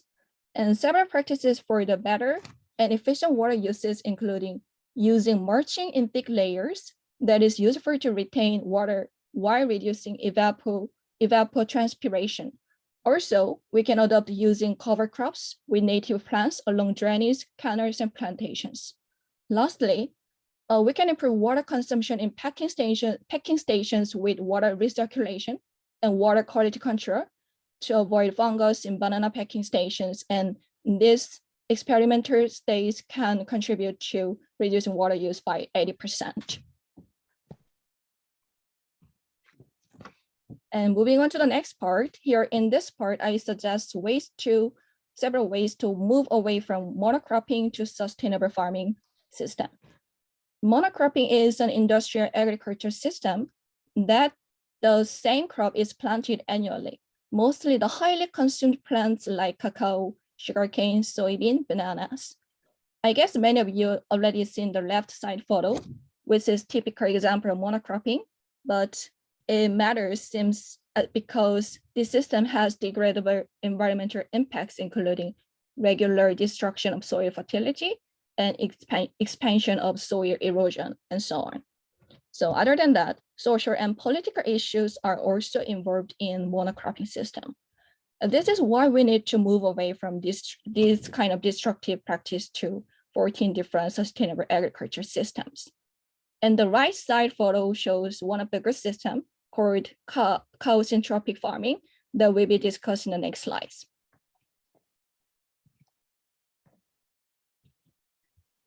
Okay, here is a list of 14 different sustainable agriculture systems. The first system is agroecology silvopasture farming. It combines animal food like grasses and legume crops with trees that equally important for human crop production and animal nutrition. And the second system is agroecology or type of agroecology alley cropping. It is also known as intercropping, and it alternates rows of trees within and between rows of regular agriculture cropland system. And the third one is about urban farming. And rooftop farming is one typical example of urban farming. And it grows food in an urban or heavily populated town so that food is distributed to consumers within the urban area. And the fourth one is no-tillage farming or zero-tillage farming. It directly plants seeds into untilled soil, which has a high fertility from the previous crop residues. And the fifth one is perennial agriculture. It harvests year-round crops multiple times before dying, so that it reduces soil erosion by 50%, as well as reducing chemical runoff. And the sixth one is vertical farming. It produces food on vertical wall surfaces using indoor farming technologies to daily adjust for climate, watering, and monitoring of the growth process. And the seventh one is about food forest or permaculture. The idea is to plant diverse plants together that mimic the ecosystems of forest with 7 to 8 different layers. These layers include canopy, understory, vines, shrubs, herbaceous, ground cover, rhizosphere, and mycelium.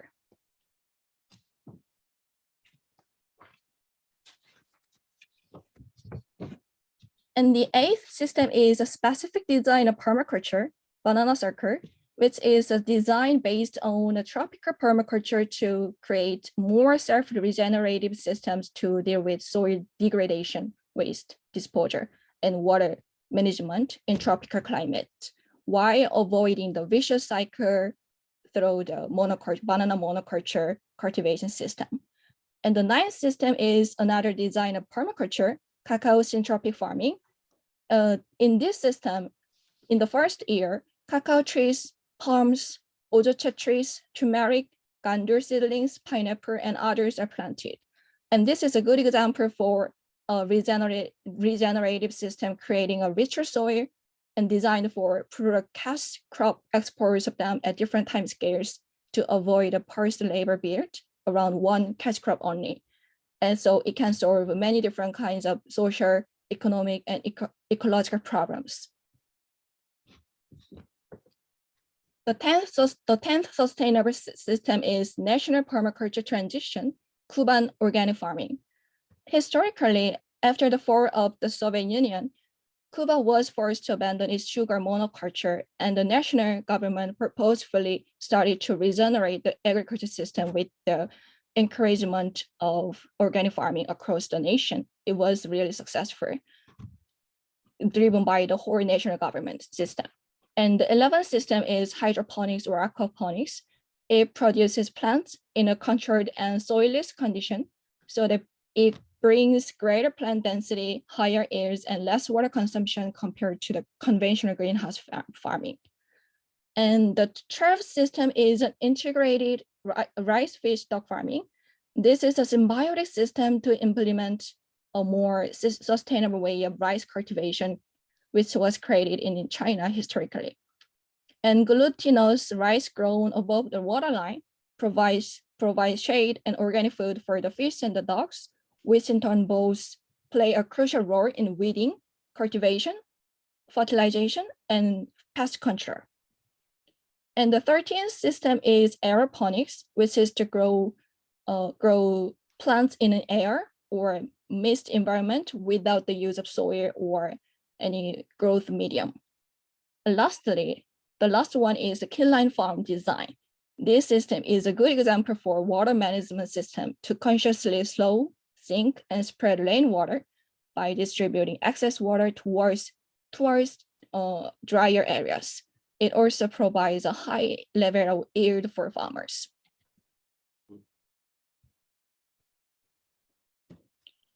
And because of the time limit, I cannot cover all of the details of this section, but briefly this part shows my analysis of recycling waste on food waste. For example, the first photo shows eggplant leather masks. And the second photo is baskets made from banana pseudostem pulp, which has more strength in burst index, tensor index, tear index, and oil resistibility. And banana pseudostem can be also used to clean heavy metals as a metal absorbent.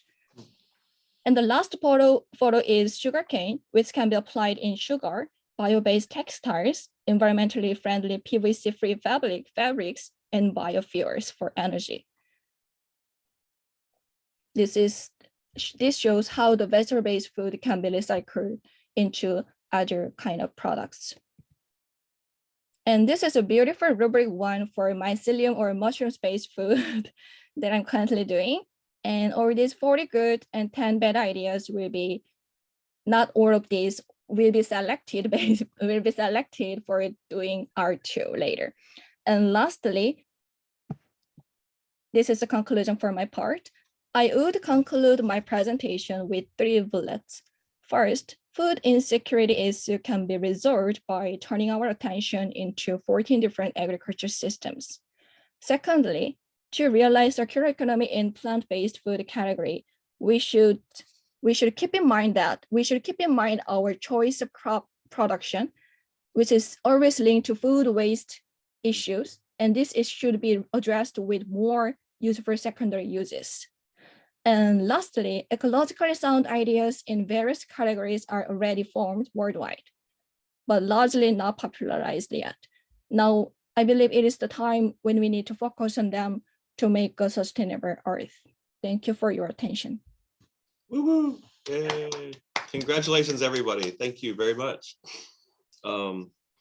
I thank you for your resilience. My apologies on our delay of over time, mostly beginning with my longer period. But I will now take any questions if we have from our audience of Sung-hee. You don't have to type it. If you would like to chat, please go ahead. First of all, thank you for the great presentation, all of you. There were lots of interesting points, and I just wonder, is there any worries or concerns from the materials you choose, each of you? Because there were only like positive aspects, and yeah, I'm just concerned about, I'm just curious about the concerns regarding the materials you discussed. Anybody want to comment on that? I'll comment later, but go ahead. I can go ahead first. So yes, we did focus on the positive aspects of the materials that we talked about, but if you remember, there were also 1 or 2 points about the challenges we have. For example, when it comes to the bamboo as a building material, yes, there is a challenge that is traditionally very susceptible to fire, right? But the point that I was trying to make, yes, it is susceptible to fire, but with the updated knowledge of treatment against the fire, against the pests, that we can make use of the material in a better way. When it comes to the straw bale is also very susceptible to rotting. So when you put it inside the wall, you need to make sure that it needs to be sealed very well, that no air can come in and out. So those are of course, there are challenges, there are concerns when it comes to the materials, but they are not unsolvable problems, they are solvable problems. And I would say there are challenges to the materials we're not talking about, and that this conference was mostly organized on, as it said, talking about the positive, good ideas. Oh, yeah. And remember, I said at the beginning, part of what we're doing also is identifying the worst ideas. We are doing that, but this one was exclusively talking about a positive future that's possible now. As I said in the rubric, when like Sarah showed a very beautiful, mushroom poster there, and I have my own copy I keep to show people in my office there. Okay. Yeah. But on those is like 10 that are toxic or 10 that are dangerous potentially. And so same for everybody.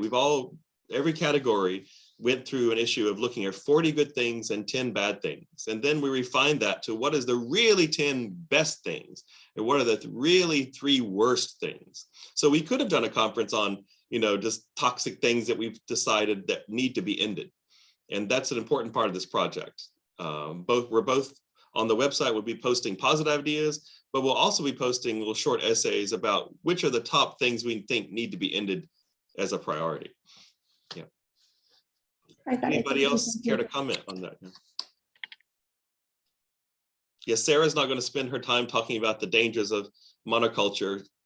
I mean, she could. I mean, that's the reason why those 14 ideas were invented, because the world is worried about existing problems with agricultural systems. And so, yes, what Sung-hee is talking about, I think, is why we are developing a circular economy. We are worried about materials. We are, of course, there are cost and benefit of all materials. Every material has a bias. But the ones we're trying to replace have a worse bias, I think, than the ones that we are currently trying to choose, but also put in a better system where the wastes themselves don't ever become wastes. Even if they are toxic, like Boburjon talked about this, even if they are toxic fly ash, thermoset plastic, which you can never recycle, you can rip it up and you can put that in concrete and make a better functional concrete. Even though the concrete itself is toxic, it's a sequestration of that. As I said, there's, a perfect material doesn't exist, but a perfect system might exist. I think that the goal is making things in loops, just like nature does. And some may use toxic materials, but you could use them in a sustainable way as long as they don't get in the environment. Some bet you could start, like I said, circular economy #1 might be just replace all bad materials and start linking only good materials. And that's sort of a Edenic utopia. But that's sort of a grand goal, I think, of where circular economy should go. But the other 3 versions of my definitions were all based on that worry that there are less ideal situations. Yeah. Anyone else have a comment? Yeah. Okay, Sung-hee, any more questions? Yeah. No, thank you. I wanted to just make a few comments. First of all, one theme that I noticed, I'll be my own discussant for what I've heard then. Both Kangmin and Boburjon very clear that what we are doing also is not just simply ecological virtue for its own sake. There's 3 factors here that have to be achieved before we can even think about ecological virtue. We have to make things more economically cheaper to get them substituted for current practices. And so everything Kangmin has talked about, recycling, as well as Boburjon, all these ideas are cheaper. They're not only cheaper, but sometimes in the act of trying to make something with more ecological virtue, you make something stronger. You do a better job doing a functional task for the material than the current material. So it's not only cheaper, but it's more functional, and it's ecologically virtuous. And that's a win-win-win situation. But it only occurs because people were trying to make something more ecologically virtuous. And in the process of doing that, there are so many examples of far more functional materials. And that's the unknown secret of this whole project, or really, that there are much better materials functionally. It's not that people think, oh, we have to, save the environment, but there's a cost and the materials will be less high quality. No. I mean, there's some, yeah, but none of the ones I think Boburjon talked about, they're all like higher level strengths and they're cheaper. And they're better in all ways. And there's no rebuttal to that. I think there's no way to go against that. So that's the one thing I noticed beginning in Kangmin. The second point, exclusively around Boburjon, that's definitely true. Break the bias. I think that's what this whole project is about. We're breaking the bias about the bad and negative stories that get around sustainable materials, when they can be more functional, more rational, and ecologically virtuous and cheaper at the same time, period. And also, basically, a lot of, I think Sera, Boburjon, others, like when you talk about hemp, Kangmin talked about hemp. Also, Boburjon talked about hemp. And Sera talked about the idea of co-categorization. The website's clear on that we will find the best materials because some materials will have these multiple category uses that make more sense to institutionalize and choose. Because, like Sera said, some plant materials, they grow into 15, 20 categories easily. So that means when they're not used or too expensive in one, it's quite possible to move it to the other, as well as to expand it in a far more sustainable way.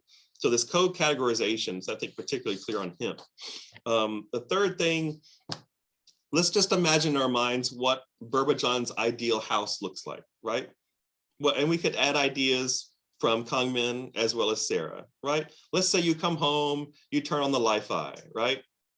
You turn on the Li-Fi, you look around your house, which is full of, maybe foamed concrete at a lightweight, so it's much cheaper to use. You look at your non-flammable walls made of recycled wool. It doesn't even have to be cleaned because it's behind the, Boburjon showed a picture of a clear white wool, but it could be multiple recycled wool. So you don't have any energy cost in your house. Your walls are made of straw bale, which actually, according to the Canadian government, is more fire resistant than any material we have in the 20th century. I mean, that's breaking the body. I mean, and so you're secure. You also may have hempcrete walls, which are also, structural walls in the house. It's all non-flammable. Many of these are waste products, so they're cheap to get. They're far more functional. They do a better job at insulating than anything else that's been invented. Additionally, maybe you have bamboo on your back deck and you look out into the forest because bamboo is stronger than steel and it's fire treated, so it's not a big problem. You may have some, the timber, if you want to build like a 4-story tower and look over your forest, you just might use that particular kind of timber that he showed you. It's called CLT, right? So, yeah. CLT is there. But let's go outside. Maybe, you go into your garden now and you look outside and you see, Sarah's garden in the biochar. You got biochar out there making very good soil. It's basically charcoal, which is not entirely burned, which is a slow release of a lot of nutrition into soil. So maybe you've got some cheap real estate in a mountain zone, which has bad soil, but you're treating with biochar and you're making your own little private Eden over there. Also, you might have a great deal of other forms of dynamics of food systems around your house or with your neighbors and things. So basically, I could describe your whole day, of good ideas. And not to mention the Li-Fi that you connect to in your house is Kangmin's flower pot PC, which is dematerialized. It has no keyboard. It's a projection. So it's just the light and the touch and the camera recognizing your fingers are the keys. And that's already done. As he showed, the selfie type app that Samsung designed already exists. So, we're dematerializing, the world that I'm talking about exists in the pieces, but we are designed and thinking about a system. And, to do that, first we need the pieces. And that's the discipline of the people in this team, that they're working on the categories. But like I told them, no category is a clear boundary. There's, particularly for Boburjon's finding that the building industry doesn't want just strong materials. They want strong materials that have good tensile strength, that are fire resistant, that are insulators at the same time. And those are much harder to find and have to be synthetically created. But nonetheless, there are more ecological examples, even using waste products. So that's what I think about as some of the themes. But I love seeing all the 14 different agricultural systems too, because that's really what we think about, I guess, is a technical system rebooting, but it's really, we need to reboot both urban and rural dynamics together in rural and urban interactions. And it goes back to one of the first ecological humanists, there's a Lewis Mumford, who really invented the idea of urban and regional planning. He's an author in the early 20th century. But I probably, learned a lot from Lewis Mumford myself, because I read a lot of his books when I was a teenager.